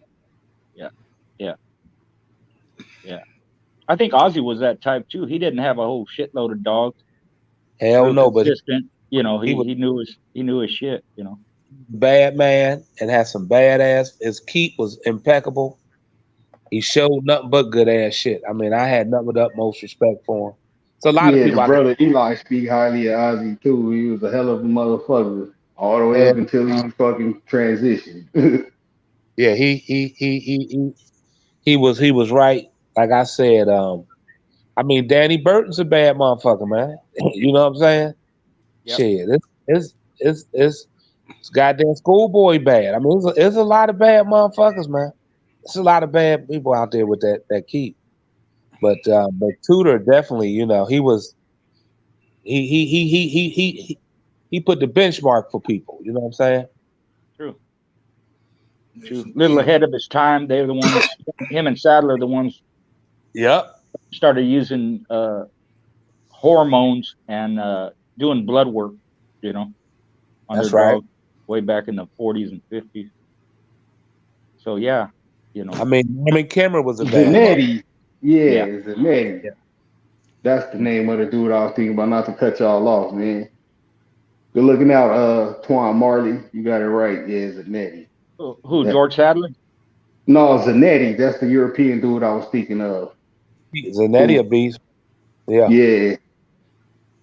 Yeah, Zanetti. Good looking out. Yeah, Zanetti. Right. Yeah. He cold with it, boy. I love the fucking spin and keep with him, you know. Mm-hmm. Harry Hargrove, he was awesome too. Mm-hmm. He was awesome. There's a lot of them, man. Yeah. Yeah, I mean, shit. Believe it or not, the Cottinghams was some bad motherfuckers, man. I ain't gonna lie to you. Mhm. They Oh was yeah, bad. they was doing it in that South Carolina, North Carolina summer, getting your ass. It take a different type of motherfucker to compete in that weather. Yeah. Tant had a good keep too. I mean, I ain't never seen Tant dogs not right. I mean, when we went to STP, I mean, his shit was in good shape. Just got killed, but he was in good shape. Bro. You know what I mean? Like, Yeah. but Tant, his dogs was in shape. A lot of the good dudes' dogs, they wasn't gonna not come. You would have to beat they dogs. You ain't gonna beat them on just figuring you gonna out condition a lot of them. They was gonna have their shit right. You know what I'm saying? Mhm. Right. They Yeah, was you gonna had to have. have a better dog to Yeah. get past them. And I'm gonna tell you, man, a lot of the dudes in California, they don't get. See, we don't talk a lot about the California brothers. Just like we don't talk a lot about the good brothers in Chicago and the Midwest. Like, I mean, even Twin and them, man, they some bad motherfuckers, man. Mhm. You know what I'm saying? They Yeah. keeps out. They got good ass keeps too. You know what I'm saying? That Yeah. Bill, motherfuckers can say, well, it's people gonna love and hate Bill because he make himself controversial on certain shit because he don't give a fuck what he say to a motherfucker. But Bill Dawes wasn't there fucking goddamn being fucked up because they was all fucked up looking either. It was a lot. I mean, the McNasty and them fucking Mr. T and them they dogs was right, bro. You know what I'm saying? Like, fucking Bill Struthers, his shit was right. Fucking Lester Nooney and them motherfuckers was right, bro. Boo from Delta Force was right, bro. Abraham and them was right. I mean, there's a lot of bad motherfuckers Yeah, that can. hell yeah. Yeah. Now that I'm thinking about it, my homeboy T Mac, he was cold with that shit, boy.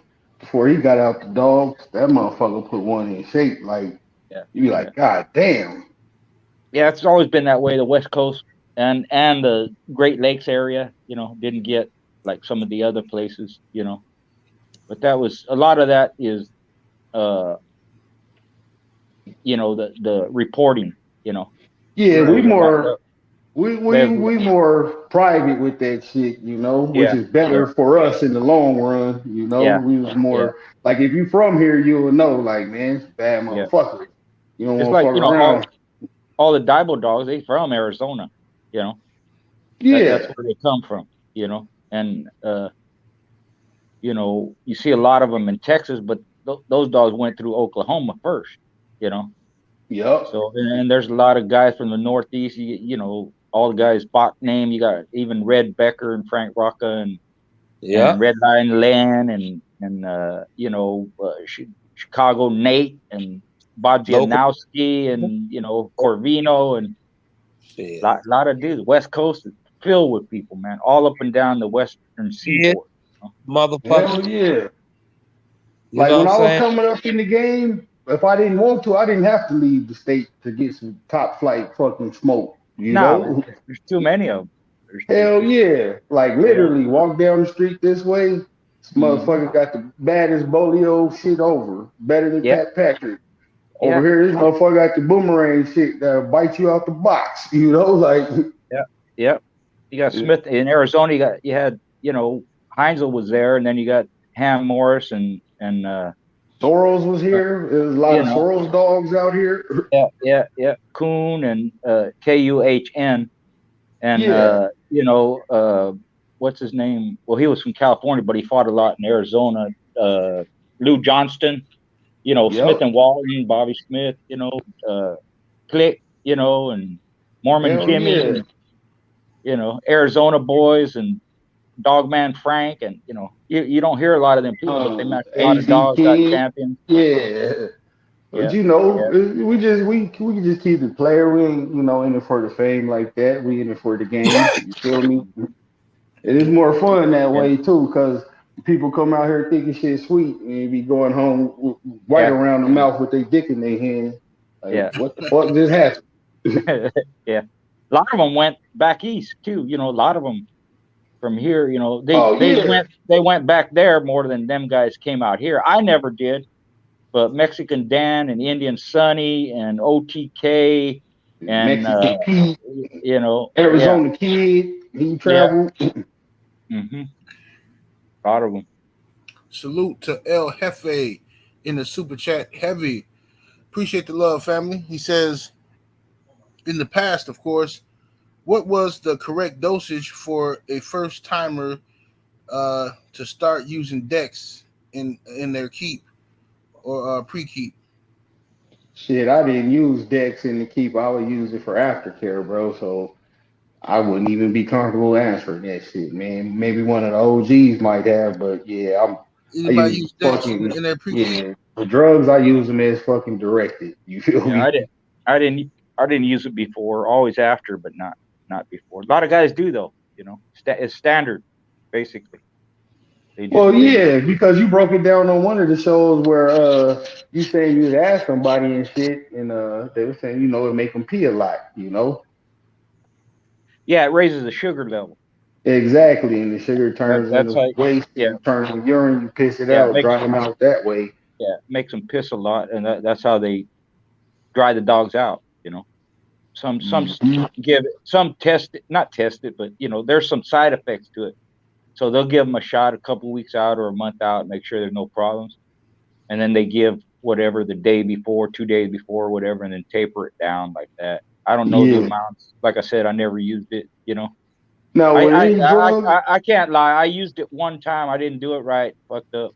And your dog was all loopy and shit, huh? Got loopy and ran hot. I don't know if that was my fucked up conditioning or. No, that's the Dex, bro. I done seen motherfuckers right before they go in there and weigh they shit, hit it with the Dex, and after the weigh in the wash and shit, that motherfucker in there loopy as fuck, bro. Yeah, it will do that. So, if you research it, it'll tell you that. You know. Yep. With the Dex, that's why they. Yeah, that's why they hit them. They hit them earlier in the keep to make sure it don't make them loopy. But there's some people that say they give it the day of. The people I knew, they never gave it the day of. It was always, you know, at least 12 hours, 24 hours out. So, like I said, I don't even know why I'm talking. I don't know shit. Yeah, but I will say, like, because from using the juice and shit, I will fucking figure out the correct amount. So whatever it is for an average weight person, however they calculated that out, so you can figure out how many cc's of that person that weight's supposed to get, take that same math and apply it to the weight of your dog, you know, and give it the correct amount. Don't just, you know, up here, you know, give them 3 cc's here. Like, no, like, really, if you're going to use some scientific shit, fucking get scientific with it. Don't play with it. Because you can fuck your dog up, man, you know? Yep. That's not fair to the dog at that point. That's with steroids, Dex, whatever you're using for an enhancement or whatever, you know? Make sure you use it right. I do have a friend that's expert on roids, but I don't know shit about it. He explains everything. I mean, top to bottom, left, right, everything about it, because he's used it on himself. He's a bodybuilder, and the dogs too. But hell, I don't know what the hell he's talking about. He's all them technical words and shit. You know, it's interesting though, because he can tell me right now. You know, how much it gives, why, what it does, what's the effects, what kind to use for this, what kind to use for that type of dog, and this type of keep, and all he that. knows how to cycle them off of it too. So I'm pretty sure his dog's not having breathing problems, you know? Yeah, all that. If you're gonna fuck with the juice, really fuck with it, man. Same with the Dex. If you're gonna use it, like, just figure out the exact amount you're supposed to give it. That way you don't gotta guess and say how much during this and when and where. Run a practice keep on the dog and try it on that dog, you know, and adjust it, you know, as far as the weight go moving forward. But yeah, other than that, don't guess fuck around on it, bro. I ain't seen a lot of motherfuckers lose off of that shit for misusing it more than I seen people win on it, just because people didn't have a proper understanding of it, you know. Dex released a lot of creatine into your system. You know what the creatine does to the muscle. You know what muscles do when they can't get enough oxygen. You can't get enough oxygen, you fucking can't drive, you can't fight. This shit be on the floor getting drugged around by a fucking average dog at best. That motherfucker looking like Mighty Mouse on your shit. Cause you fucked up, you know? Salute to SPR95Q in the super chat. Appreciate the love. He says, best dog you lost to, and what made him or her special, Brother Bach? First, let me go back to the Dex shit. I use and not going to tell. how to. So I'm gonna ask you after the show. And you if can you ask. don't answer, I'm gonna call you every day until you answer it. Goddamn. I'ma just and brother Ross, man, kind of said something the last time if you caught certain shit, but I'm gonna put it this way. I'm gonna just leave you with something like this. Rick Rude was 2 pounds overweight. I was about to pay the forfeit. I already said it on here. Boone said, fuck that. He said, how much Dex you got in the box? I said, I gave him 3 cc's, right? He said, fuck. He said, man, come on, let's go give him some more. I said, shit, you gonna give him more than that? He said, yeah. Rick had 9 he gave him 6 more cc's an hour before. We won in 19 minutes. So I'm just letting you know that. So all that shit about the Dex and all that, I'm not meaning to be no disrespect. When you don't really know what it is and how to do it and what you're talking about, then you're gonna hear them stories. Ain't shit wrong with that Dex. I'm just tell you that. So get with somebody who know how to Dex. Ain't nobody fighting dolls now, but I'm just saying that they'll be able to explain it. Put it that way. They'll be able to explain it to you. But I use Dex before and after my fucking shows. And just like Ram did say, or brother, I can't remember which one because I was letting the dog use the restroom. Everything you do it in a pre-keep. You don't do nothing with a dog introducing that to any fucking new food. Like my dog is on motherfucking distilled or spring water the whole fucking keep. I don't change the water. I get all the jugs it's gonna need, and I don't switch waters or nothing. I'm not gonna do nothing that's gonna throw their bowels off or any fucking thing. You know what I'm saying? So when you're in the keep, you go ahead and you would use the Dex, you will be able to see what it does. So you know what I mean? Hey, get off there. So my thing is, if I was a pound out like 2 days or a day before, and adjusted my time, because I always went. So I always traveled. I never did nothing at home. So I had to allot. But you can put as much water in your dog as you want to. As long as you had that motherfucker in front of a fucking air condition, every hour you take that bitch out the cage, just piss in the storm. So I could take my dog and have it 4 pounds overweight the day going to the joint, but it's all water weight. It's going to leave. I'm gonna have that dissipate. Long as I don't have no solid weight in the motherfucker, the water weight is nothing. You understand? So, but anyway, when I want to take that other pound that I know that is not just water weight like that, where it's going to be hard to get, that Dex the day before or the 3-day drying period out, I'm gonna just say it. I would give a C. My last 3 days, I would give a C, 1 C, the next day C, and a C the day of the hookup. So we'll get 3 cc's, all right? And just on a basic, I'm gonna just give you a basic hookup for that, all right? And I never had no fucking problems of nothing. Dogs biting like alligators, stronger than a motherfucker. Even Tyrone, which you even seen, he had coccidius, 2 pounds underweight. He still killed the motherfucker. You understand? With Dex in his ass. You get what I mean? So no, I'm a Dex man. Love Dex. I ain't doing shit. You know. Dex, the homie over there, boy. Better not say nothing bad about that nigga Dex. Do not without Dex, boy. I ain't fucking around without Dex. And I'm gonna just say this. This how fucked up when I got into the game, right?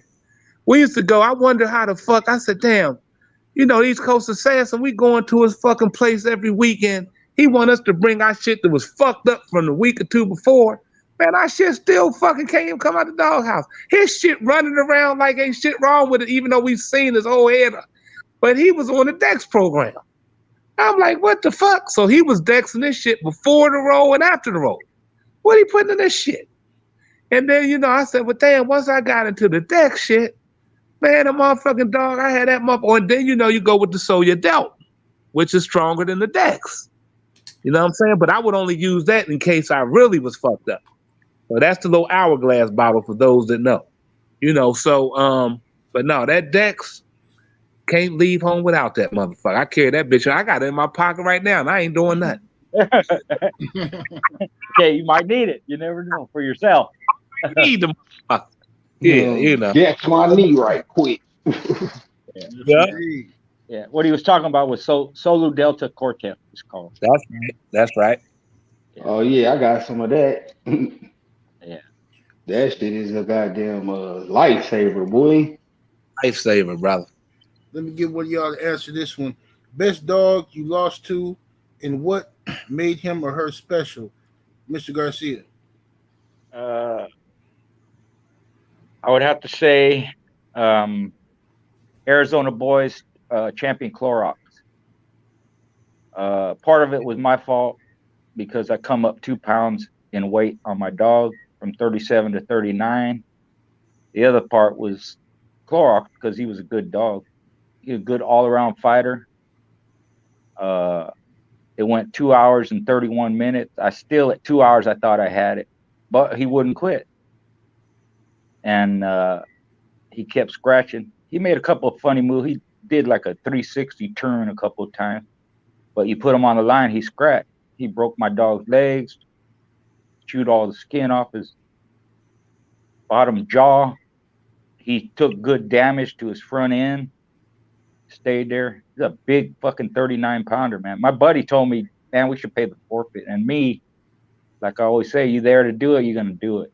And if I had more sense, I probably wouldn't have done it, but I didn't have no sense. I had a good dog. That was Mr. Rowdy. Right. He was a good dog. Even though I hated to lose, I can't deny it. He was like an alligator carver cross, bully son, alligator bully son, carver, like that, Right. Them dogs were tough, man. His daddy is the one that beat Champion Bullshit. Beast was his name. He was a 4-time winner. Both of our dogs, both Mr. Rowdy and Clorox were 2-time winners at the time, so he won his championship off me. I would say probably that was the best dog I lost to. Yes, indeed. What about you, Ram? Shit, that gotta be grand champion Yatis. And what made him special was when we hit him in his motherfucking chest and had him on the floor. His eyes got big as fuck, and I seen that look on 6 other dogs before. Like, he either go quit or we go kill him. But he did something that didn't nobody else do. His eyes narrowed. He got mad and peeled Red Jack off for the bottom by his mouth. And not only did he do that, that motherfucker put the moonwalk skates on us and we couldn't catch him for no more after that. And if you ever read the story, it's out there somewhere, I'm sure you'll see. Yantas fucking wouldn't let us drive him in the corner or nothing, Red Jack was driving, pushing Yantas back the whole hour and however else long it went, But Yantas fucking honestly thought he was a Bolio dog. And after it was all said and done, I asked Roque, how that motherfucker bred? And he showed me and shit. And I was like, oh, okay, that motherfucker bred. And, that's when we started looking for shit bred similar. And that's how champion Mr. Hanky come about. If you ever see their pedigrees, you see they, pretty close to the same stuff. Because that was a good shot at the stuff at that time of the Eli shit. But, yeah, Yantis, man, you see his pedigree, you'd be like, wrecking machine, which he was, He was the motherfucking dog with a mouth like a wolf. But that night he was motherfucking Muhammad Ali, bro, on George Foreman. We all know how that went, bro. So I always give big ups to Yantis because that shit was impressive to me. Two dogs who bit just as hard, and fucking one was just better than the other one, bro, as far as style wise. And that decided to fucking match right there. I just lost that. I just read that story you talking about. It's a good write-up if people. I forgot. It's floating around out there somewhere. Yeah, I think it went like 1:07 or something. Yeah, something like that. Yeah, describes it just like you said. He peeled his ass off. He got bit hard. Went. Hell yeah, his eyes got big as fucking. But then he narrowed them holes and got mad and was like, fuck that, I'm biting hard too, bitch. Yeah. So that was just impressive to see, even though we lost and shit. We was on the losing end of it, but to see greatness, like, you don't get to see that in people, let alone in the dogs. Many dogs have I seen, like, I only seen greatness like that maybe 5 times, Mm-hmm. Yes, sir. What about you, Brother Bach? Okay, hold on. Can we get the question again? I'm sorry. Yeah, the best dog you lost to, and what made him or her special? Well, I'm gonna just say this. It wasn't my dog, but I kind of got fucked in the deal. I conditioned the dog, and the people that were supposed to bring the money only had 1/3 of it. I ended up paying the whole damn thing. And so since I was in there handling condition, they was gonna say they beat me anyway. But I went into, let's just say, we Delta Force, and Boo and them had a dog. They I forget the dog name, but like I said, this is what made me go buy the litter mate. He was getting his ass kicked the whole time for like 50 minutes, and then that motherfucker ended up getting on the nose and fucking would not come off that bitch, and he ended up getting the one that we had in there that day. So it was India Sunny had bred them dogs. It was off of, they was directly off a Jeep. So it was Jeep back to his little mate sister, then bred to a daughter out of there that made them dogs. So it was super inbred Jeep dogs. Was it And that Rock? I think his name was Rock Dog or something. my dog Rocky. That was the litter mate brother, is the one that Boo and them had. You're right. And I forget his name. And but after I said, shit, let me grab this money. I'm talking to India Sonny all the time. He said he had her and his sister. So I went on to just grab Rocky from him and bred it. That's when I made the Jeep REDBOY cross. They came out good in the motherfucker. But yeah, so it was in the Delta Force. We lost. And that was it. You know, really can't say the dog was a hell of a dog, but the one that we had in that bitch was a pretender. So, you know. Right. Okay. Let me get here. Southside Kennels in the super chat. Appreciate the love. Says anybody know of any good match stories from any good dog men from Mississippi from back in the day? And salute to the panel. Salute to you. Anybody familiar with any dog stories in Mississippi? Shit, the So-So Boys was So-So beasts. Boys. Yeah. They were beasts. Boys. Yeah. Motherfucking, what's the old dude who got out the game? He had all that old Bobby Hall stuff. Sweets, not Sweets. Was it Sweets? Old man Sweets. He had some good fucking Eli shit from out of there, man. Yeah. George Sadler was from Mississippi. They called him Mississippi Hawk. I wasn't at this show, but So-So Boys. I think it was at Cox's place.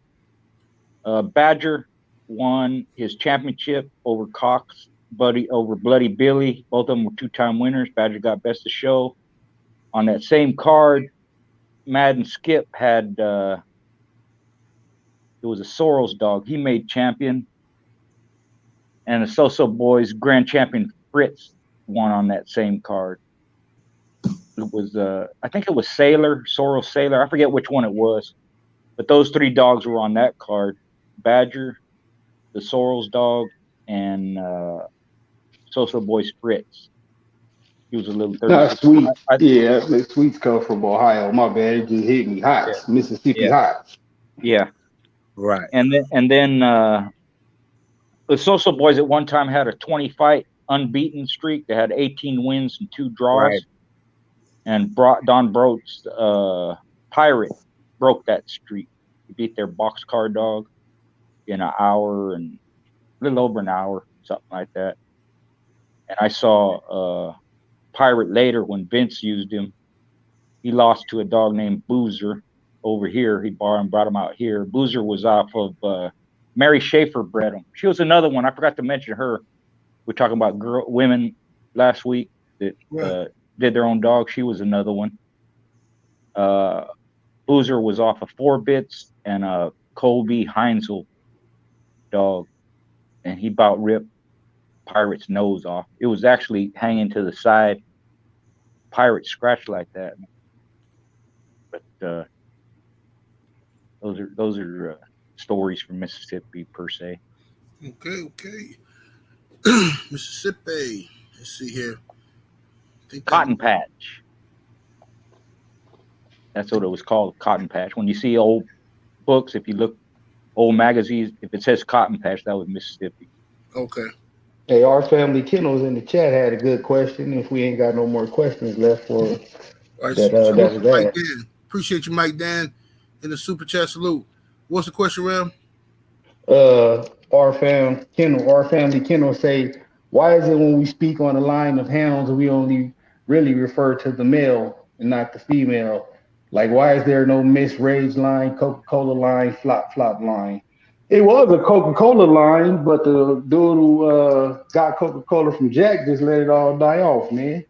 You know, he didn't want, for whatever reason, nobody else to have the blood. So, Coca-Cola wasn't bred a lot. And that blood doesn't produce a lot of pups when you do breed it, you know? So those dogs, you got to really breed for the traits. So if you got them in your pedigree, just look for the Coca-Cola traits in those dogs when they pop out and move from there, because motherfuckers could say they got this much Coca-Cola and all that, and that's fucking impossible because Coca-Cola wasn't bred a whole bunch of times. And when she was bred, she didn't produce a lot of offspring. And when she did, she wasn't that good of a mother. So a lot of variables go into that as far as Coca-Cola go. And I only know that because I got experience with it. Like, I like that shit. I had some of it. Yeah, most of males are bred more.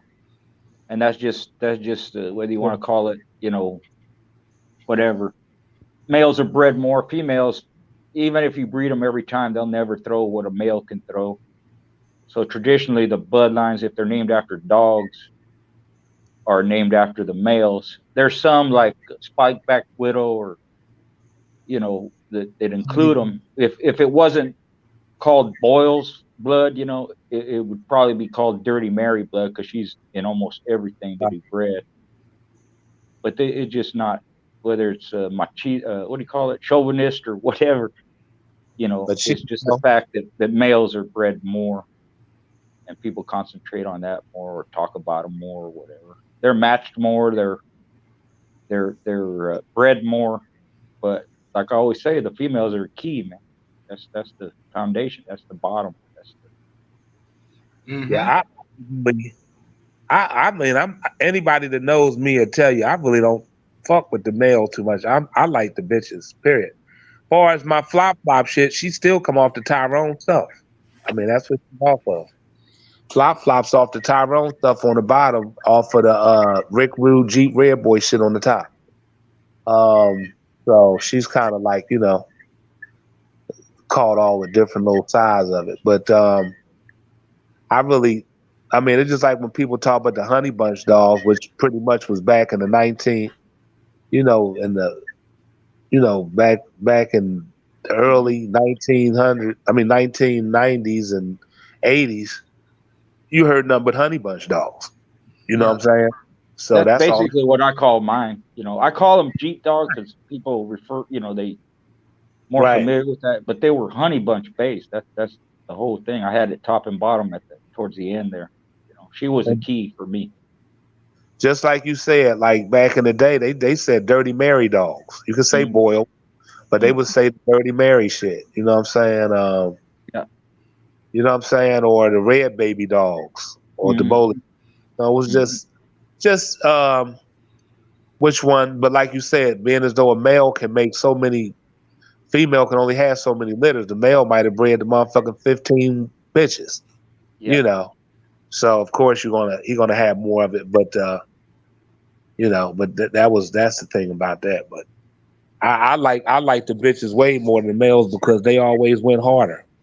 Just like they do anyway. I mean, like I said, most goddamn, even in the male species, a lot of males see another male they think they can't beat and will just motherfucker, if they ain't got a gun or something, them bitches are just, they ain't trying to fight. Yeah. A bitch don't give a fuck if the bitch is goddamn 150 pounds bigger than her. She's scratching dead to her motherfucking ass. The bitch will try to fight you. The women way more tougher than the men. It ain't even close. It ain't even close. And then even the male species. Look at National Geographic. Look at all the fucking lions and All the motherfuckers, they'll let they males after they beat them and then mount them to show that if they want to, they can fuck them. Then they let them walk off wounded into the fucking. The bitches don't. They kill them motherfuckers. Them bitches ain't going nowhere. Whatever they was getting killed right the fuck there. They ain't let no bitch go nowhere. So I kill a male too. I just watched the video of female lion pride jumping on the male, ice that nigga. I was like, God damn, what you do? You must be cleared up. That's why I you done jumped on somebody's sister. That's why our violence is up now. Because a lot of fucking single moms is raising fucking boys and they so emotional. Them motherfuckers dangerous as fuck, man. They killing with no goddamn. Soon as they get upset, they killing. Ain't no rational thinking. Soon as they get mad, they pursue somebody. Yeah. Yeah, you know? Straight Call of Duty. A question for you here, Bot. Salute to Nazaro Watkins in the super chat. Appreciate the love, man. He says, Bot, did you breed Rick Rude to any of your gyps? And if so, did you like what he produced? Keep having fun. Keep having all the fun. The ladies dancing looked so good. Salute, homie. Hey, he talking about my fruit, Honduras fruit juices. Yeah. Thank you, bro. Man, Rick was a hell of a producer, bro. I mean, like I said, listen. Rick was a fucking nutcase. I was gonna kill that motherfucker, man. I mean, he was getting killed if it wasn't for my ex-wife saying, no, don't kill him. Because when my son got there and I see he was gonna try to kill him, she definitely was like, you need to goddamn call Pat and see will he get him. And I sure called him, and that's how we worked out. Got 2 other dogs and get free breedings to him. But luckily, the shit that I had off of Rick didn't act like Rick. Rick had no sense at all to the fact somebody told me that Rick ended up killing himself, eating himself to death. But Rick's offspring wasn't like Rick. They was bad like him, but they was fucking way more, you know what I'm saying, easier to fucking manage, you know? So, we love the shit off of Rick, man. No bullshit. Yes, indeed. Well, man, that brings us to the end of the show this week. Welcome down around. Why don't you go ahead and give us a disclaimer, bro? No, fuck no. You never commercial first. Never. The fuck I come here for? Like you got some class, ladies first. Money and magic, XXX. Hold up, honey. No, I'm not your hoe or housewife. What you thought this is? It's not personal, it's business. When you see me, I be fancy underneath it. I be nasty, sharing lace off in my panties. Easy access, ain't no scamming. Got me choking while I'm slurping love potion. From the back tight, busted wide open. Got some D-cup titties in a bubble butt. Made his dick hard as shit. All I heard him scream was fuck. Give it to me, bear. Pulling on my motherfucking hair. Pretty pussy pink. Knock it out. Put that ass to sleep. Got his wood all in my back. Come in my stomach with all of them racks. Make his dickhead split up cash. Huh? Now give it to me like you want some more. No Tatiana, that's that bottom shelf quality type of hoe. Taste this pussy, you'll eat something that you never had. Put that chain around my neck and choke me till I'm brain dead. Then throw me all of them bands and cash it out to my OnlyFans. Sir, yes, sir. Indeed. Ram, give us a disclaimer. Make sure y'all go subscribe to that OnlyFans. You know what I mean? OnlyFans.com/money and magic XXX. Hell yeah. And before you hit the disclaimer, if you don't mind this. Okay, again, I got a lot of people hit me on Instagram asking about pup. Again, I'm going to say it again. If I sell a pup, I don't have nothing under $1,500 and I'm not motherfucking have all day to talk no bullshit. You know what I mean? If you want to if I were to sell you one, you just getting, you know what I mean? Don't ask me a lot of you just fucking bullshitting to begin with. And I don't know, you know what I'm saying? So I just want that being stated. Seriously, like don't waste your time or mine because I don't really have time for that. Don't be window shopping, man. Call when you got some money to buy a dog. Don't be. You just want to talk to Bach and ask him what kind of traits do they have. You ain't got no money anyway. Shut up. Right. Hey, same for me too. Cause I posted a pad up on our page for one of the homeboys. Man, just If you ain't got the bread, don't hit me up. And also, if you send a friend request and your shit on private, I'm gonna try to request you back, like accept my shit so I can see who you is, man. Make sure you ain't no weirdo. I don't fuck Right. with you weirdos, man. And other than that, none of this shit is intended for it, nor should it be used towards any illegal purposes or activities. If you is using it for that and you tell them that you got it from here, use it, bitch. If I get locked up every day to sell pop, I'm gonna stab you. I ain't gonna stab you to the floor, mama. Death by 1,000 stabs. Every day, look forward to a stabbing before breakfast, motherfucker. Other than that, tomorrow, Monday, like always, scratch hard into that bitch, man. Be great tomorrow. Do something for your community, man, this week if you can. Shit, make you feel better. You feel me? Yes, Other than sir. that, it's always a pleasure up here with both the OGs, Bach and OG Schoolboy, my brother 7-8, man. Another year, 3 in on you hoes. You feel me? About Make three sure peats. y'all go subscribe to Ram channel, his YouTube channel. Make sure you go subscribe to Schoolboy's YouTube channel and register your dogs with Schoolboy's registry going across the bottom of the screen. And get with Welsh, man. That flush he got with that worm. So I meant to tell y'all earlier, it's the shit, bro. I used it on one of my dogs. I like it. Get with brother Welsh. His shit is like that. He's right in there on. Cuz, you holding out on me, cuz? Yeah, Welsh That's got my that partner. shit. Welsh got it, baby. They better get with Welsh. Yep. Indeed. All right, y'all. Thank y'all for joining us this week. Appreciate the super chats. Appreciate all the support, y'all. Good questions y'all had. Salute to all the panel members, man. We'll see y'all next Sunday. Peace. Salute. Much love, brother.